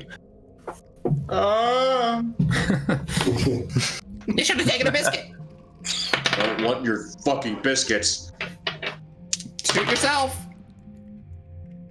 You take 11 piercing damage. However, the tentacle reels back into the darkness, leaving you there. And Bookworm is still just sort of swaying. And he's looking now. It's like nothing happened. He doesn't even register the fact that a gnome disappeared. Seth is now bloodied. And he's looking at Thok, eyeing the biscuit in your hand greedily. You gonna eat that? You gonna eat that? You should really eat that. Come on, man. I think it's time we leave Bookworm. I'll take it with us. Okay. So we're just gonna go? You remaining gnomes. Let's leave. It's not safe here. We can't leave. If we leave, the tentacles will take us while we go down the stairs. I pick him up and stick him under my arm like a football. Ah! What about the rest of my friends? Did you take all the biscuits? No, I took the guy. He took the gnome. He took the Namfoodle. He's like, what about Zook and Ella and Zana? And the other 3 gnomes that are just like dancing with terror on their face. Go, let's go. Listen, they're not meant for this world. I'm gonna shoot the basket with the biscuits. You shoot the basket of biscuits? Mm-hmm. Okay. Make an attack roll against the basket. You scorch the cookies. Crit failed. All right. You fire a firebolt up toward the biscuits. However, it reels over it, lancing against what you can only assume would be some sort of flammable liquid that was used to fire up the furnace. It explodes, lighting the ceiling on fire as the mushroom just goes up. The gnomes are dancing, and they look even more terrified now. I'll grab a second one. Wait, let's go. Okay. You see Bookworm dart for the biscuits. I'm gonna grab him. Okay. All right, you can do that. It's like, oh, but please, come on, let me have the biscuits. Those biscuits are poisoned. All right. That sounded like someone yelled my name. No, she said, hey. Oh, okay. Gabe! Sorry, it's a weird arc. No, I'm trying to separate the dogs. Okay, that's fine. All right, so you guys grab the gnomes that you can. Bookworm sadly does not grab the biscuits. And you depart? Yes. Oh yeah, we're running down the stairs and this place is on fire. All right, it's time for a skill challenge. And this is going to be my favorite skill challenge of all time, because as you're descending, I am going to be calling for performance checks to see if your dancing is up to par. Oh man. All right. So, let me get some better music for this. And Is again, this- this is... So are they dancing while going downstairs? Yeah. That's great. I'm just trying to like fully appreciate this moment. I'm gonna try and help by finding a decent song that I did not have planned, because go figure, I didn't see this coming. Are the people who are dancing just the people who entered the dance room? Yes. Okay. You already went down the stairs early, so Yep. Drea and Kevin are safe from this. Bookworm is under Seth's arm. Yeah. Are you kind of pulling him along? And then Namfoodle is under Thok's, and then there's 3 other gnomes that will be making checks as well with you. So, I mean, I'm really tempted to go back to the songs from the other day. No. No. You got the chicken dance? No. I mean, I can find something on YouTube, but Imagine getting copyright striked from the chicken dance. yeah. What's this?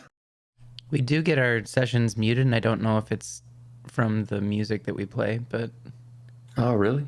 yeah. It might be Oh my afterwards. God. So, Well, the, This is I'll what turn we're this up doing. for you. Okay, I'll turn it all the way up too. On my own. Oh Lord. Oh, that's snare. Yep, this is straight It from hits. Roll20. It hits hard. Let's hope nothing else does. Still All beats the boggle chase. I'm just putting it out there, okay? Then I will turn that shit back on. I'll mute it. All right. So, first round, I need you all run it. Those of you running down the stairs, to make performance checks for me. I will make it for the gnomes. Yeah. 14. 14. Okay. One of the gnomes as a tentacle just Oh no. The gnome doesn't scream as he gets pulled out. Yeah, Namfoodle is under your arm and he looks back and goes. He yells, what's her name? He yells, Zana, no! Just, What? This is supposed to be funny. This is supposed to be serious. Those are just like getting scooped away and probably eaten alive. I got started being silly last couple of sessions. I can't help it now. Guys, the gnome just got taken away and eaten by a giant monster. I feel very warm right now. Anyway. So one of the gnomes failed. Seth, you also failed. I will give you an option. You may sacrifice Bookworm. Oh yeah. Oh my god. Of course, Scott's gonna sacrifice him, Doug. The tentacle comes down, lashing out. You instinctively move away, shielding yourself with Bookworm. The tentacles slap into his chest, and you're, oh, Jesus! Your suffering's over. Goodbye. Oh my god.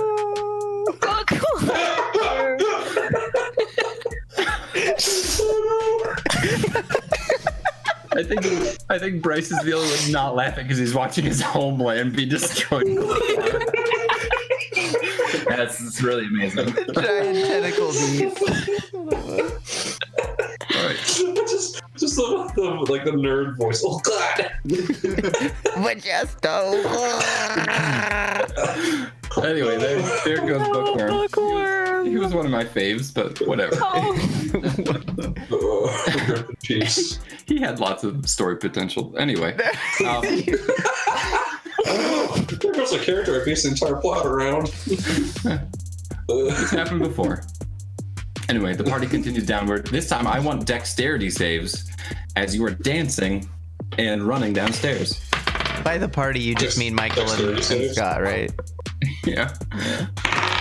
One of the gnomes. 16. Okay.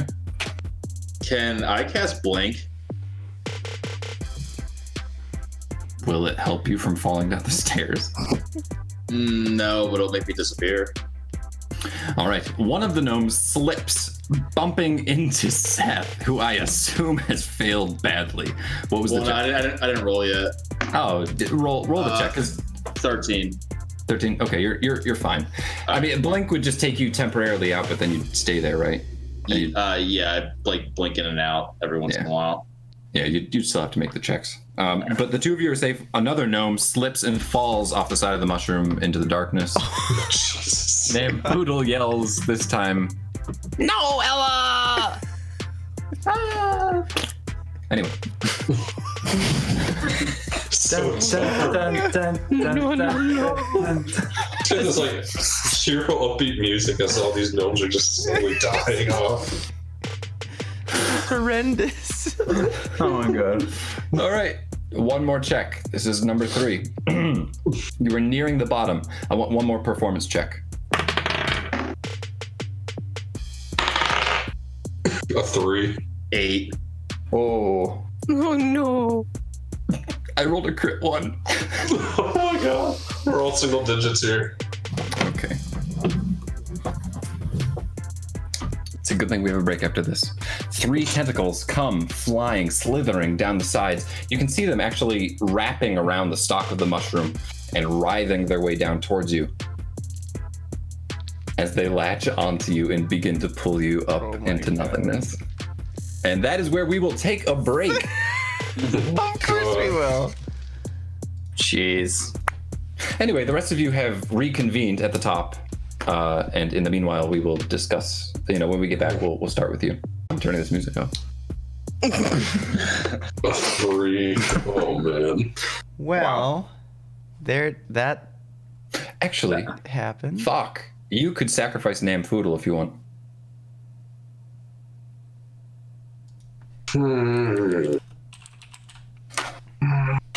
Seth's still failed. I'm gonna say no. Okay.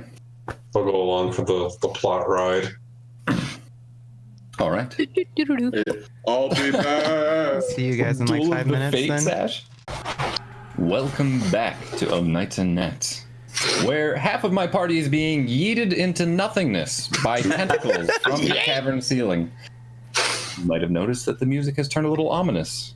The two of you, I'd like perception checks. Ren, I would also like a perception check. However, for you, with advantage, as you have witnessed this scene unfolding. When you say the two of us, do you mean Ash and myself? Or do you mean the people being yeeted through the air? Oh, yes, Ash and yourself. Okay. You guys just don't have advantage because you're not watchtower. What did you roll, Bryce? 16. I got a 4 in my first roll. I'm like, good thing I have advantage. And I rolled a 3 on the second one. Okay. Kevin? 16. Ash? This is perception. Yeah, wisdom. Percept. 11. Okay. Kevin, you were the only one to witness the direction of which 2 more of your party members have been taken. Oh boy. It appears to have been headed to the north this time, far off into the distance until they blip into nothing. I'll look to Dreas where I'm assuming still running towards towards Ren and say, looks like Thok and Seth just got yeetled. They're up in the ceiling now. Okay, well, let's try and get the remainder of us left. They're probably dead. Hope you're wrong, okay? All right. Probably dead? Jesus. Why? Probably dead, whatever. Okay. I am off book for music because you guys are completely out. No dancing. I thought that's what this was. I'm just picking songs that I used in campaign 1 like years ago, but I don't have a clue what they do. This is a tune though. All right, you guys are ascending. You're heading up to Ren. Ren, you're standing at the top of the mushroom, knelt over the edge, watching your party being yacht into non-existence. Your party members finally arrive at the top. Oh, Kevin, Ren! Drea, good to see you guys. Oh my gosh. So something happened. I didn't see it, but Kevin did. What happened? Can we all see just the tentacle mushroom just... Yeah, so there were a few chances. You definitely saw, like Drea, you saw them get yanked up. You probably just missed what direction they got pulled. So you're all kind of in the know. It's just Kevin was the only one to see the direction that they got pulled. Perfect for you guys. What? Oh my god, I have so much to tell you guys. There was a guy named Clayburn. He's a minion of a master who's controlling the illusions that I saw. I've been seeing only what I want to see, but now I think that might change to seeing things I don't want to see. I fought him in a battle. I defeated him. Good job. He said, thanks. I barely escaped. He said there might be answers to where people went in these stocks if we look further. But, where did Thok and Seth go? They went up to a room with light, but then when we came to get you, they said we'll be right back, and then they got pulled up into the sky. That way. Okay. Is Kevin pointing, or is he just saying that way? He just said that way. Then he turns. He's like, "Oh, I forgot the point." And then he turns and points in the direction. Drea and Kevin, I would like perception checks from you. Oh. I'm looking for the as you shoulder.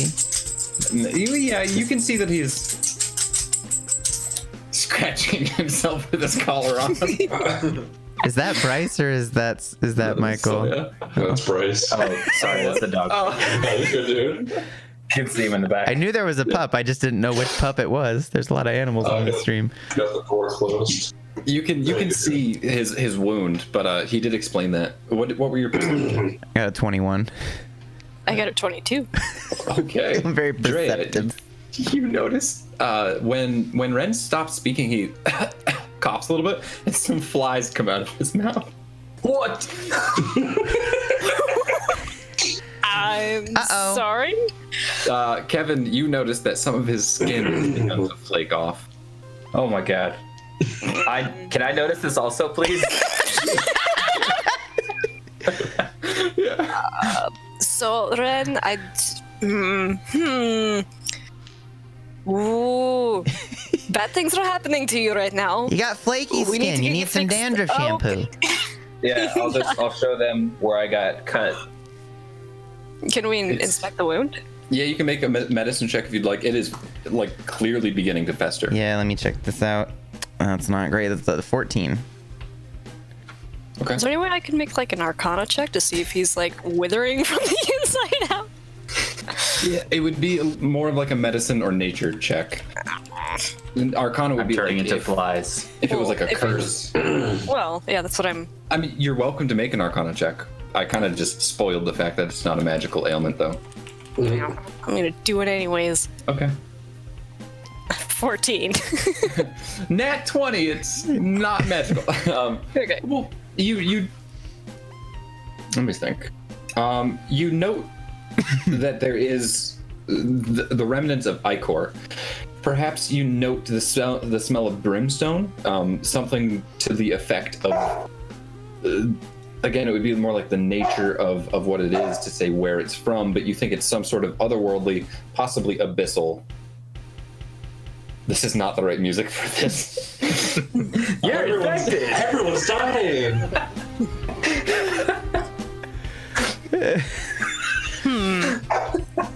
Kevin decides to diagnose Ren with eczema. I think you have eczema.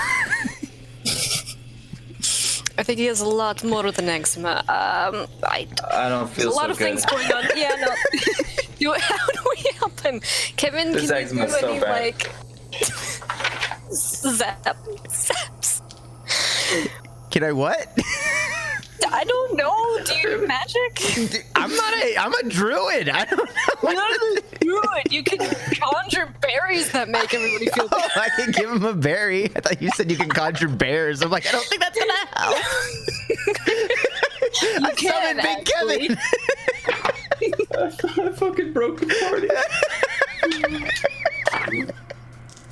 Oh no. Two of them have been anointed to a ceiling of very bad things. One is like falling apart from the inside out. I thought you'd just leave the gnomes and they would be your sacrifice. Okay. Fox not above that, but he tried to intentionally save the one, so he's not gonna be like, oh, got to the bottom, sucks to be you. I love it. We are on your path. That's the point of this game.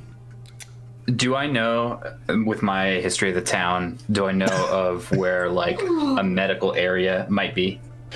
Your best bet for a medical area would be the DCMC, and you do know where that is located. It is in the Bryn Sink Trench to your west, immediate west. And it's not that far, but you know that there's some security measures in place there. I do have a spell that actually might be. Would detect poison and disease be useful right now?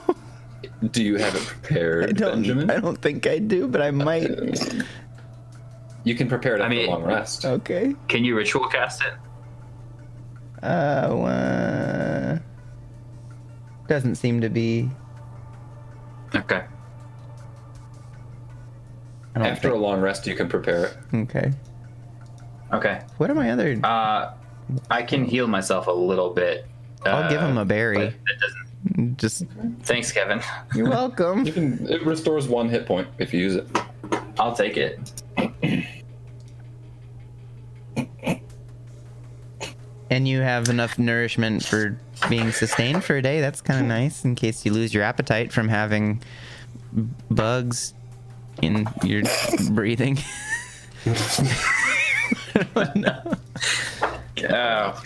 Well, Another I few think the things, real guys. I don't. question is- Oh, Yeah, go go ahead, Drea. No, go. Well, I don't trust my senses, so you guys are going to need to help out there. And by the way, and I'll pull out the focus and the cloak. Do these look like a focus and a cloak to you? Do they? Please say yes. Yes. Yeah. Yes. Yes. What's a focus and what's a focus? What's Like a focus? Something you It's can cast a magic through. thing. Oh. You have one as a druid. You use one. Ben is asking. Sorry, not Kevin. Ben is asking. It's essentially something so that, like, if the spell were to backfire, that object would be destroyed rather than, like, I just lost my hand and my arm. It's essentially like a wand in Harry Potter. Okay. Like, Okay. you can't- you That's can't what cast without it. He said. Do you have a focus? Like I'm focusing right now, but I don't know. Yes, those are things that we also see and obviously know what they are. Okay. Awesome. Thank goodness. Would you like to use either of them, Bryce? Yeah, actually. Okay.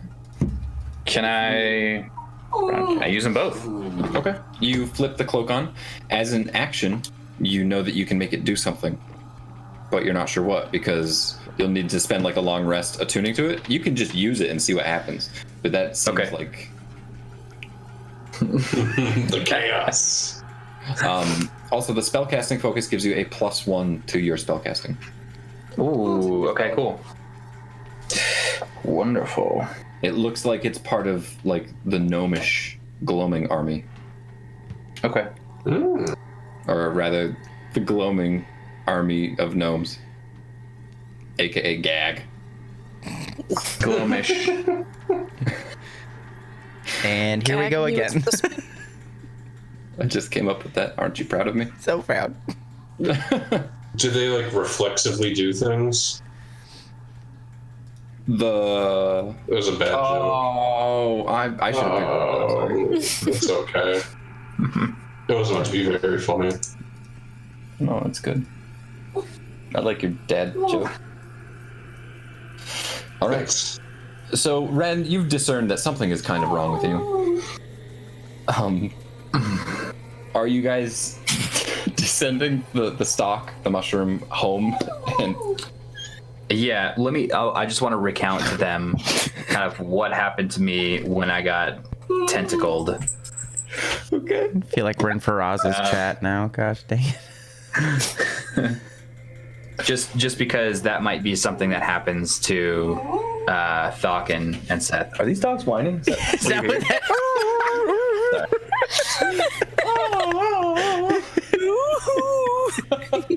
They're lamenting the loss of Bookworm and No, bookworm. So I have my headphones on, so I can't hear them. Here's the real question. What are we doing? Gabe is trying to forget everything. Just give me more. What are you guys doing? We've got to Red. save Thok and Seth. Yep. Yes, but are you feeling well enough to do that? No, but we're gonna do it anyways. Okay. I don't feel so good. Let's go. Kevin takes off. Okay. You guys head back down and then to the north. In the direction that Kevin saw. All right, Kevin, make a survival check for me. Making it. Meanwhile, 19 Ren, plus 4 I is feel 23. icky. Okay, very good. You are going to make the journey in record time. However, you are not as fast as a traveling tentacle. So you guys are on the way. We will switch to the other two Make members of the your party. differ. Did you want me to make a check, or were you good? If you would like to do some sort of self-diagnostics, you can make a medicine. Oh no, yourself. I thought you said. Meanwhile, Ren feels icky, and I thought you were gonna make a check. Nope, that's just information for you. Hey, in case you didn't know, you feel like crap right now. In case coughing up flies, you don't feel great. As you were. Yeah, you vaguely recall the maggots growing in that thing's wounds and the fact that you coughed up flies. And You can be the lord of those flies. damn it, Sawyer. We'll call Piggy. Okay. So, the tentacles have yanked. This is not a laughing matter, Thok. You are sailing through the air with a gnome underarm, and Seth, you are beside him in another tentacle, just being pulled through the darkness. The bioluminescent light is shining down on you. It's like a Halloween fun ride, except horrible and painful. And you're being flashed with bioluminescent lights of violets, purples, oranges, blues, greens, etc. And I just exclaim to myself what the fuck did I do now trying to help somebody? Poor guy. And finally, the tentacles do come to a slow, swaying end, undulating, and then finally coming to their terminus. And they deposit you. I need dexterity saving throws from the two of you. Thok with disadvantage, unless you want to drop your gnome. Come this far. Hey, alright. An 11. Okay. 10. All right, you both just barely succeed. Meets it, beats it. This is just a standard crash to the ground. You don't take damage. You roll briefly. However, you are in a heap together now, in what appears to be some sort of pen. You feel hay underfoot. You feel something slick and slimy. However, if you're operating with dark vision, it's just gray, black, and white, so you're not exactly sure what it is unless you want to continue investigating it. You vaguely hear that you are not alone. I'll light a torch just to see what's going on. Okay, so you pull a torch out of your pack. Nam Foodle says, "Oh, can I stop dancing?" At this point, you've gotten to the point where the tentacle will take you. You might as well. Okay, thank God. There's nothing to dance about. I'll create bonfire too. We're in hay. I'll create bonfire too. Woof. Flames appear in the center of the pen, lighting all of the hay on fire underfoot. I need Constitution saving throws, as there is nowhere to dexterity yourselves to. Namfoodle yelps. Constitution, you said? Yeah. 15. 12. Okay. Okay, you only take 1 damage each because you succeeded and I rolled low. So I'm giving you half damage, so you take 1 damage. Namfoodle. Oh, he succeeds too. He only takes 1 damage. All right. Hey. So Namfoodle's in okay shape. However, the bonfire is lit. The hay burns away, leaving you now in it's just scorched blood, basically. So you've charred all that slick that was hidden by the hay. It's almost like someone came along and threw hay over top the spilled liquid, which happened to be blood. However, now that there's light, you can see that it's blood, and you've burned away that protective layer. So you're just standing in a half-inch deep pool of muck and blood. And it's now kind of smells bad too because you burned it. Does there seem to be a way in or out of where we are? There does. If you'd like, of course, there is. You're in a pen, so it's a fence location. It's just a big square. You're welcome to move to the edge of the pen and investigate if you'd like. Yeah. Okay. When the hay was all lit up, did I see anything you said you had the feeling you weren't alone? Did we see glimpse of what was there? You don't see anyone else in your pen. However, you get the feeling that beyond the darkness, beyond your dark vision, you can see the edges of other pens. And you know this because you see a telltale shimmering of blue that dances across your vision. Okay. There's a blue light over yonder. Yes, and there was with us. There was a blue light in the room, which is why we went to it. I think these are sacrificial pens. I'd call it a feeding pen. Whatever it is, we should probably leave soon. Stay close. Let's find a way out. I'll start kind of like going around the perimeter of the fence. Okay. Make an investigation check. There is light, so no disadvantage. And both of you make a perception check for me. I'll roll the investigation first, which is a 3 because I have a -1. And a 4. Okay. I fucking roller today. 13 perception for me. 13 perception. You hear in the distance to the north of you, you hear Bookworm say, "Ah, what the fuck?" And then you hear like a shredding of flesh. Oh, Jesus. Oh my god. And he yells out, "Guys, I think the gnomes are all dead now." Their suffering is over. He lives! I should laugh. Is Bookworm aware that Seth completely sacrificed him to get away and then didn't get away? Well, we'll see. Does anyone reply to him or no? Oh, yeah. Bookworm, you're alive. Friend. Shock, friend? Yes, still friend. Do you have any food? I am covered in blood and kind of hungry. Yes. Keep talking. Let me find my way to you. Okay, I'll keep talking. And as he's talking, kind of get a sense of where he is. Yeah, he's directly to your north. Can I, like, walk there uninhibited? You begin to walk, and then you do eventually come to a fence of your own pen. And you can hear him muttering. He's like, And then she rebuffed my advances, but she said it was mutual. It's all right. So that's unfortunate, I suppose, for you. And anyway, I came to a fence. Hold on a minute. Okay. Looking at the fence, does it seem like I could scale it? yeah, absolutely. Okay, I'll take the pitons out of my pack. What was your perception check last time I asked for one? It was like a 4, right? Okay. 4. What do you do with the pitons?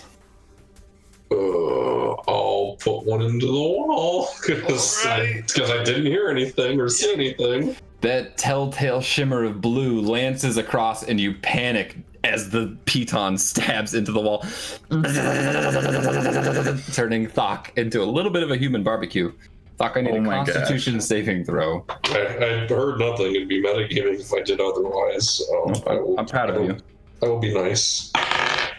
Okay, that's a 22. All right. Now, these pens are made for large cattle, so... Okay. It would have been 8 lightning damage, but you resisted, so 4.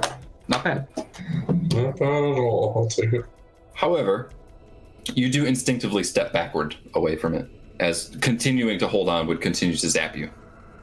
Bookworm, there seems to be an impediment here. The fences are electrified or something like that. Yeah, no shit. I found that out like 5 minutes ago. What happened? Did one of the gnomes walk into it? Yep, that's the other one.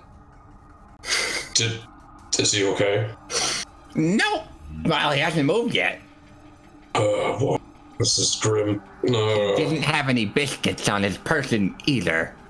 Well, don't resort to cannibalism yet. We'll find a way out of this. Need to find an opening here. I'll keep kind of going around the perimeter to see if I can find like a weak point in the fence or anything like that. Okay. You find none. I mean, we're operating off of your last investigation check. Okay. How high is the fence? Can I get a sense of that? It's 10 feet tall. It's not like crazy high, but it's high. Can I stack? Is the hay in bales or is it just like loose? The hay is burnt away, as a bonfire burnt the hay away. Oh, there goes that idea. You are standing in a. Never mind. Can I take my knife out and try? Like, is it a fence? Like, is it made of metal, wood?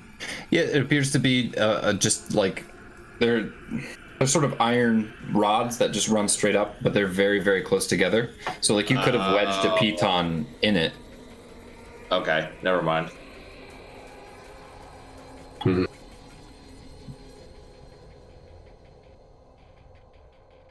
It is only 10 feet. I could throw this gnome over, but I'm not sure what point it would serve. It's not like you could just open the gate. Damn, Foodle's head snaps up. What do you mean throw the gnome over? Now, Foodle, listen, you're just a little man. I could get you over the fence, but it might harm you, and I don't even know if the other side of the fence would have the same effect or not. You know what? You got me out of the dance. My legs are cramping. I'm sore. I'm Toss sorry me. to hear that. Just toss me. Are you certain? I will only do it if you say so. If I stay in this pin, I'm gonna get shredded like the rest of them. That's true. Alright, let's do it. Okay, toss me. Make a strength athletics check to toss the gnome. Throw him It's the over. electrified fence. Sudden 15. flashbacks to when we were in a fire puzzle. Just You can just throw Ren straight into the air. That's a Gnome 15. tossing. I was gonna say, if it's a crit fail, he's coming right back down on top of the He fence. just gets impaled on it. But what are the odds of that happening again? 15. 15. Okay. Yeah, you do manage to toss him over. He's the You- splat just being into the muck. Now, Foodle, are you okay? Uh-huh.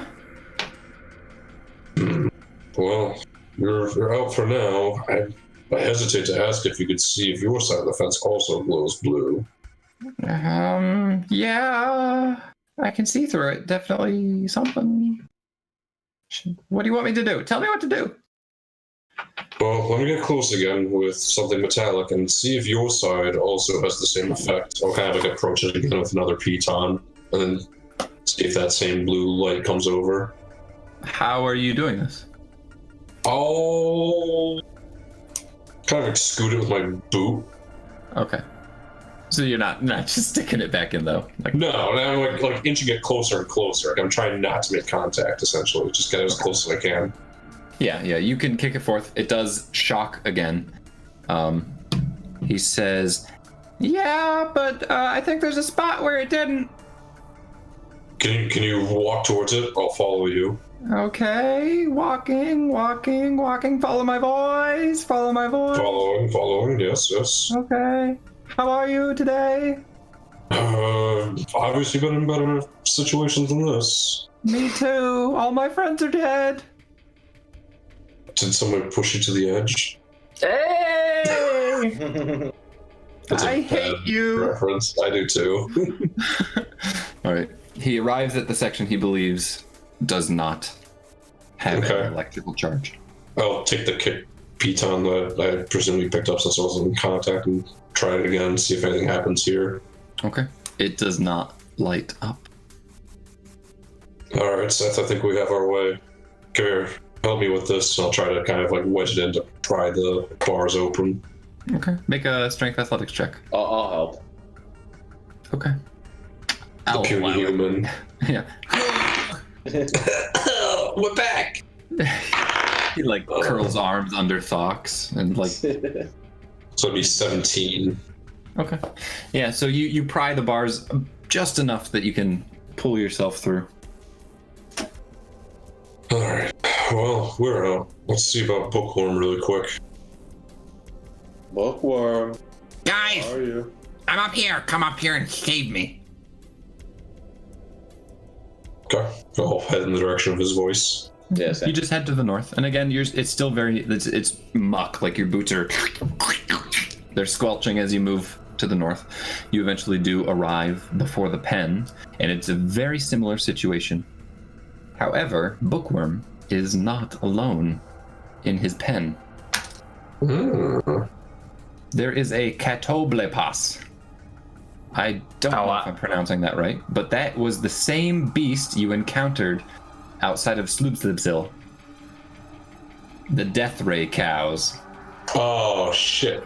The stench of undeath washes over you. And he's sitting there in the center next to a dead gnome that's electrified and crisped, and the beast is like picking at it, eating at it, and he's like, Guys, I really don't think I should move. We've encountered them. They're not hostile unless you approach them with intent. Just Intent to what? to harm it or to Ow. take its food. They're Ow. grazers. Just stay away from it and don't touch it, and it'll leave you alone. Okay. Well, I do have this extra biscuit I could give it. Nope, not a good idea. Yes, sir. I sure like them. Don't. Just hold on to it. Make a persuasion check. I don't like to railroad my players or anything, but if I drop an NPC that has a weed biscuit in it, I'm gonna feed it to the giant laser cow. It's a 23. It's a nat 19. All right. Oh, very well, Sock. You're a wise creature, and I trust you.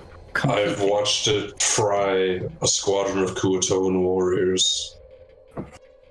And They're fishful. You have seen a lot of shit. Yes, and this is one of the worst situations I've been in. How does that sound? Okay. And he begins to chomp down on the biscuit, sort of absent-mindedly. He did pretty well. Okay. What do I do? Tell me, what do I do? We're going to kick a piton around the fence and find a spot that isn't electrified. So watch on your side, Okay. and I'll start kind of kicking it around the fence, see if anything lights up or doesn't light up as I go. Okay. As you go around the fence, eventually you will find it, but it's just like a matter of time. In the Right. meanwhile, you see Bookworm reach a hand out, and he says, I can approach the beast with good intent, correct? No, just leave it. But its fur looks warm, soft, and inviting. But it will do turn you you into dust. do you like being alive? Yes? Do you know? I think. Not really. Do you know what the void is? Uh-huh. Do you want to go there now or later? Because if you touch that cow, you will see the void immediately. But I really want to touch the cow. Do not Trust touch me, you it. don't. I just want to curl my fingers in the hair. They look so Nope. soft. Guy, Listen, maybe you can find a second chance with that person you were rambling about before.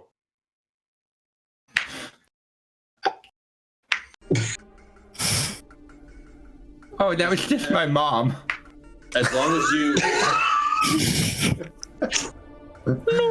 Whose as stream long are as we you in do right not now? touch that, as long as you do not touch that beast, I will give you a week's worth of food. Okay, I will not touch the happy soft cow.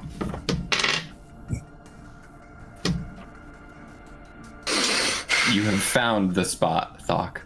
Okay.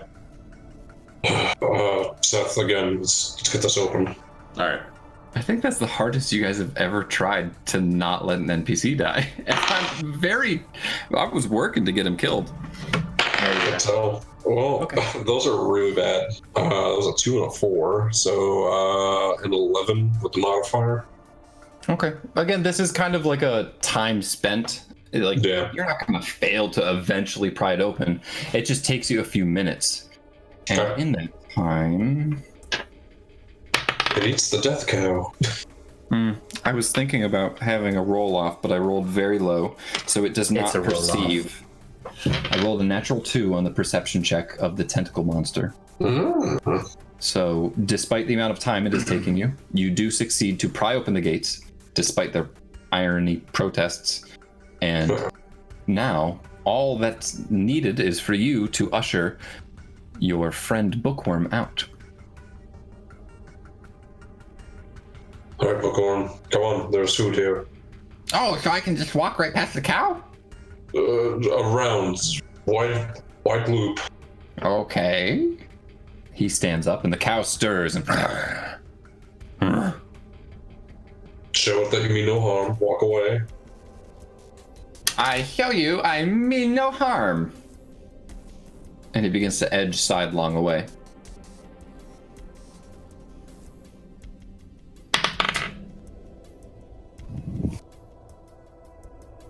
successfully. Ooh. Yes! Wow, guys, I don't think that cow was so bad. I think you're worrywart. I think I watched it turn men into dust. That's a shame for them. They just don't have my charm. Sure.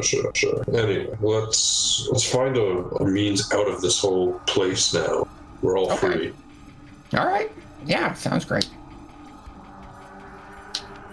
Can I get a sense of like anything, like sounds, sights, or is this all black? One of you make a perception check and one of you make a survival check, and then we're going to switch over to the other party, so remember those numbers. Yep. All right.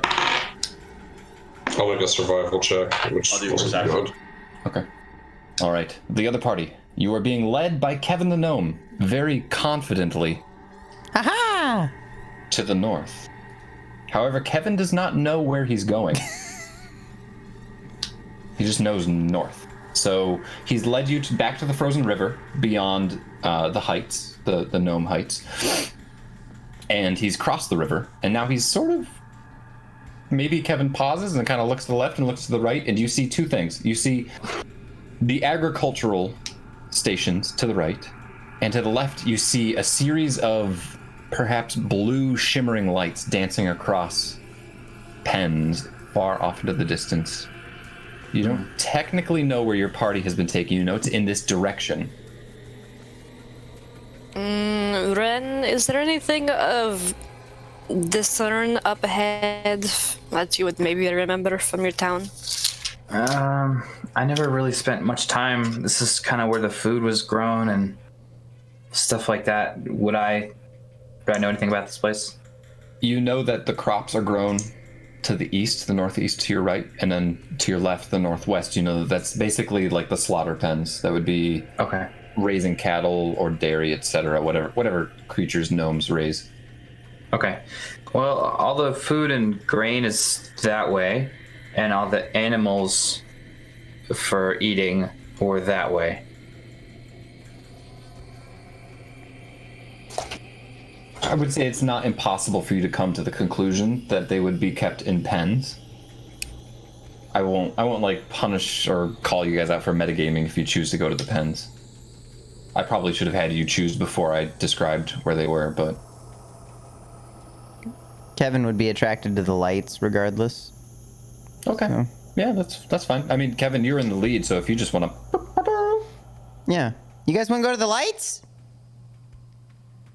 Sure. Yay! Your guess is as good as mine, Kevin. Kevin starts heading to the lights. All right. Okay. So you guys head up that way. Seth and Soya, Thok, you don't really find a great way out. You've walked up and down aisle and aisle, and the squelching of your boots doesn't leave a trail because by the time you return, or you think you're returning, you have deja vu. They've filled in with mud and blood. And most of the other pens are actually empty, too, which is unfortunate. However, at this point,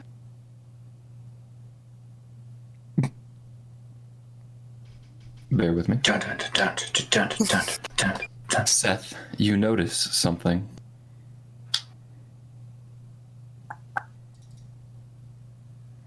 Something very applicable. The return of your party. Off in the distance, you hear the faint squelching of an excitable gnome known as Kevin as he prances toward the party with his friends in tow. Immediately, you're all hit with the scent of blood and mud and excrement, because this was where a lot of beasts were slaughtered, etc., and people as of late. And you don't feel safe exactly, but you are grateful to once again be together. Hi, everyone. I am grateful to once again be together. Same. It's been a nightmare the past couple of minutes. Well, Oh my. That bad. I mean, it's surprising you're not dead already, so welcome back. But is it though? I don't Right. die. It's still surprising. Ren has eczema and is coughing up flies, and you guys got picked up by a hentai monster. What's hentai? The direction that this campaign is going, if we let things continue as they are. It's a children's story. Oh my god. Can I make a history check to see if I've heard of any like Hentai. ailment that I knew it was coming! I knew it was coming! to see if I remember, like, if I can recall like any ailment from like a strange creature that would give It's called a Red search some type of history affliction check. he's going to. Sure. That's- Make a history check. A search history check. Okay, that's not bad. 15. Looks like you forgot to go into incognito.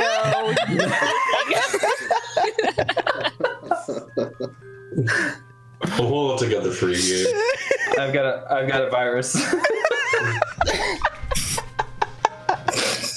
And that's where we'll end tonight's session. See you next week on the Nights and Nats.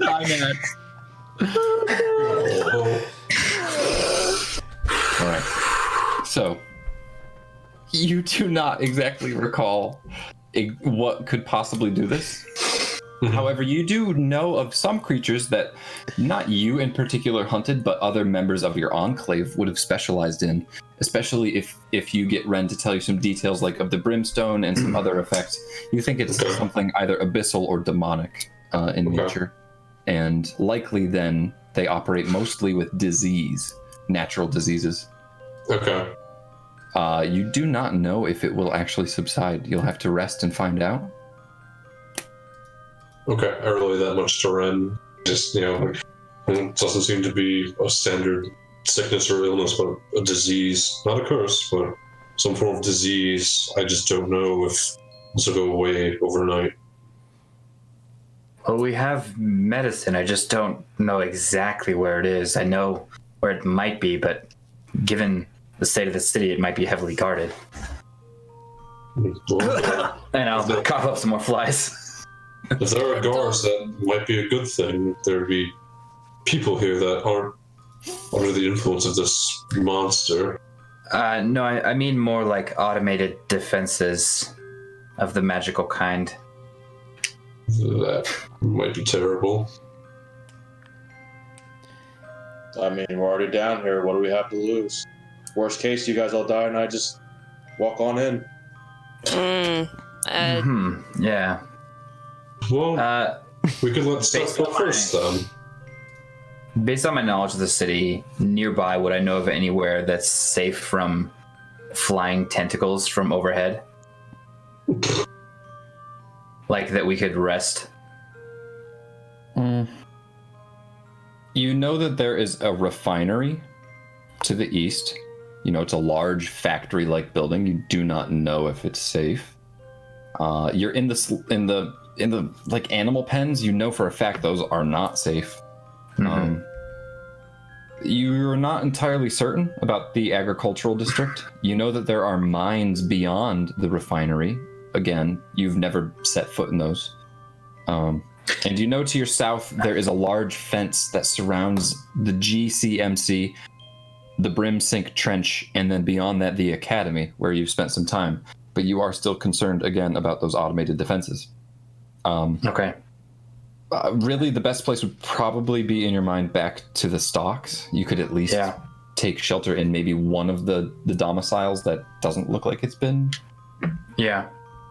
Yeah, in fact, guys, I was going to suggest going back to the stocks too, because that weird Clayburn guy, the one who poisoned me with this, said that I'd find answers about where people went in the stocks.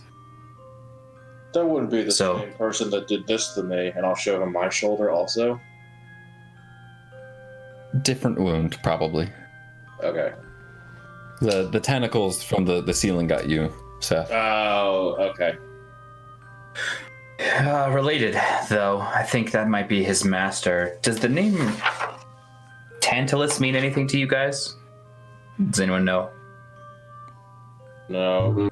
Mm-mm. I Okay. think the only person that would know who that is would be little Namfoodle over here. Hi.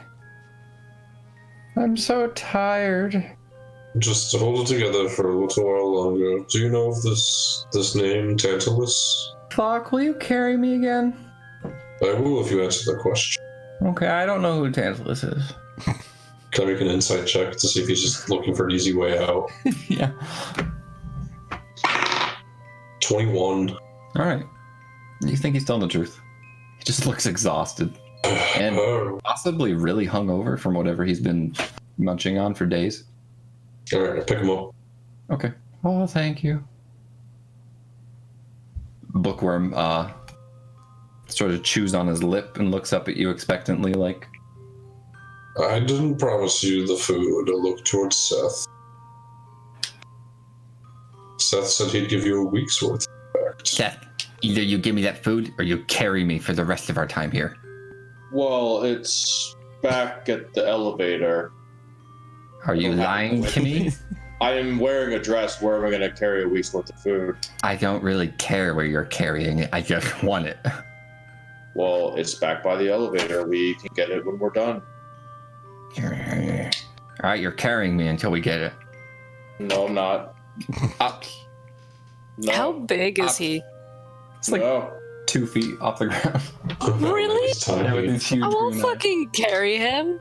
Oh, Get your hands away from here, or I'll send you back to the tentacles again. Could you just be nice for a minute? No. Someday you're gonna get stabbed in the back. He already has. So, yeah, it's Is already that not a happened. secret? Yes. Wow. Okay. Up. Oh my, yeah. Can I piggyback him and like he's just like a backpack now.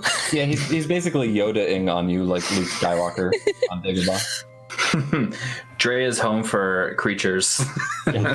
Jay now has a Nothic on her back, and then probably Oblex caster like slithers out to check him out. Shit, what is this? That's my brother. You're from the Ooze family? No, I'm not. This is really fucking confusing. It's Okay. so Onward. All right. His damn food will like falling asleep on like my shoulder. Yeah, he's drooling on you currently. I just shrug. Okay. Trudge on. Okay. All right. The party heads to the south. You're heading back to the spires? I'm sorry, the heights. Yeah. Okay. All right. The tall mushroom buildings loom in the distance on the horizon as you travel to the south. You come to the grounds beneath them, and eventually you just decide to explore the nearest one, perhaps? Is that? Yeah. If they're all semi-close, I think we need some shelter, so I'm not too picky about which one. Yeah, they're equidistant in that sort of perfect circle, and you've checked the one in the center, and you've checked the one directly to the east of that. So, Okay. 2 of the 7 have been investigated, so this would just be like the most convenient one. Was there 6 around and 1 in the center? Yes. Okay. All right. So you've checked that one and that one. Okay. Now you're at this one, so you're checking this one. Okay, so this is the farthest northwest of all of them. And I will say at this point, if you look to your right as you're heading south, so to the west, if that's not too confusing, you do see again that telltale shimmering of blue, except this time it arcs much higher. It's just like waves of this blue cresting upward and downward, much, much more obviously than the previous ones on the pen. So you just sort of get the feeling that it's more powerful, whatever it is. Okay. However, as you enter this stock, let me get some music. Battle music ensues. The door at the base of this stock is already ajar. Oh yeah? Would you like to enter? Can I hear anything? You can hear the Perception background check. track. It's- 16. All right. You hear nothing. It's we it's peek not in weird to before me we that the just, door is like- open. Yeah, you can peek in. Drea, would you like to do the honors? Yeah, sure. Are you using a light source or going incognito? Incognito. Make a stealth check for me too then. Ooh. What else am I doing? A stealth and a what? Stealth and then perception with disadvantage unless you use a light source. Well, I do have. I'll be lenient with the DC on that. I don't know where that went. Okay. That would be a shite. 13 on a stealth and a 14 on it was perception. You said? Yeah, it's not too bad. All right, so Drea, you sneak up pretty well for someone with armor on and a blade and a Nothic and an Oblek and this traveling menagerie of a humanoid creature like lurches up to the door. You see your head pop in, and then an Oblek's head like slithers out, and then a Nothic's green eyes loom over your shoulder. All three of you look into the doorway, and what you see are piles and piles of bones. And zipping in between those bones are these tiny little devices, these small mechanical creatures on little treaded wheels, some sort of gnomish creations, and they zip over to a bone and they pull it out and they bring it in and they like polish it and they put it back in place and they zip away. And then one stops and slowly spins on its treads. Its binocular eyes look up, and this red antenna over its shoulder flashes, and then you see another one, and then another one, and another, and another, and another, and another, as the entire room Close the door, close the door, close the door. lights up, and it's just red flashing lights dancing across white bones in piles. Can I slowly back out? And if they move at all, I'm shutting the door. It is just a regular door, right? Yeah. Yeah. Yeah. I'll slowly move away, and if they move, I'm getting the fuck out of there and shutting the door. You slowly back away, and they all begin to rush forward toward you. Yeah. No. Shut that shit. You slam the door shut, and that is where we will end tonight. Oh my gosh. With the cliffhangers. Oh my gosh. I imagine them all being like shaped like Wall-E and just like Eva. I knew that's where I was going. Let me polish your bones. It may or may not have been intentional. And scene. See? Oh man.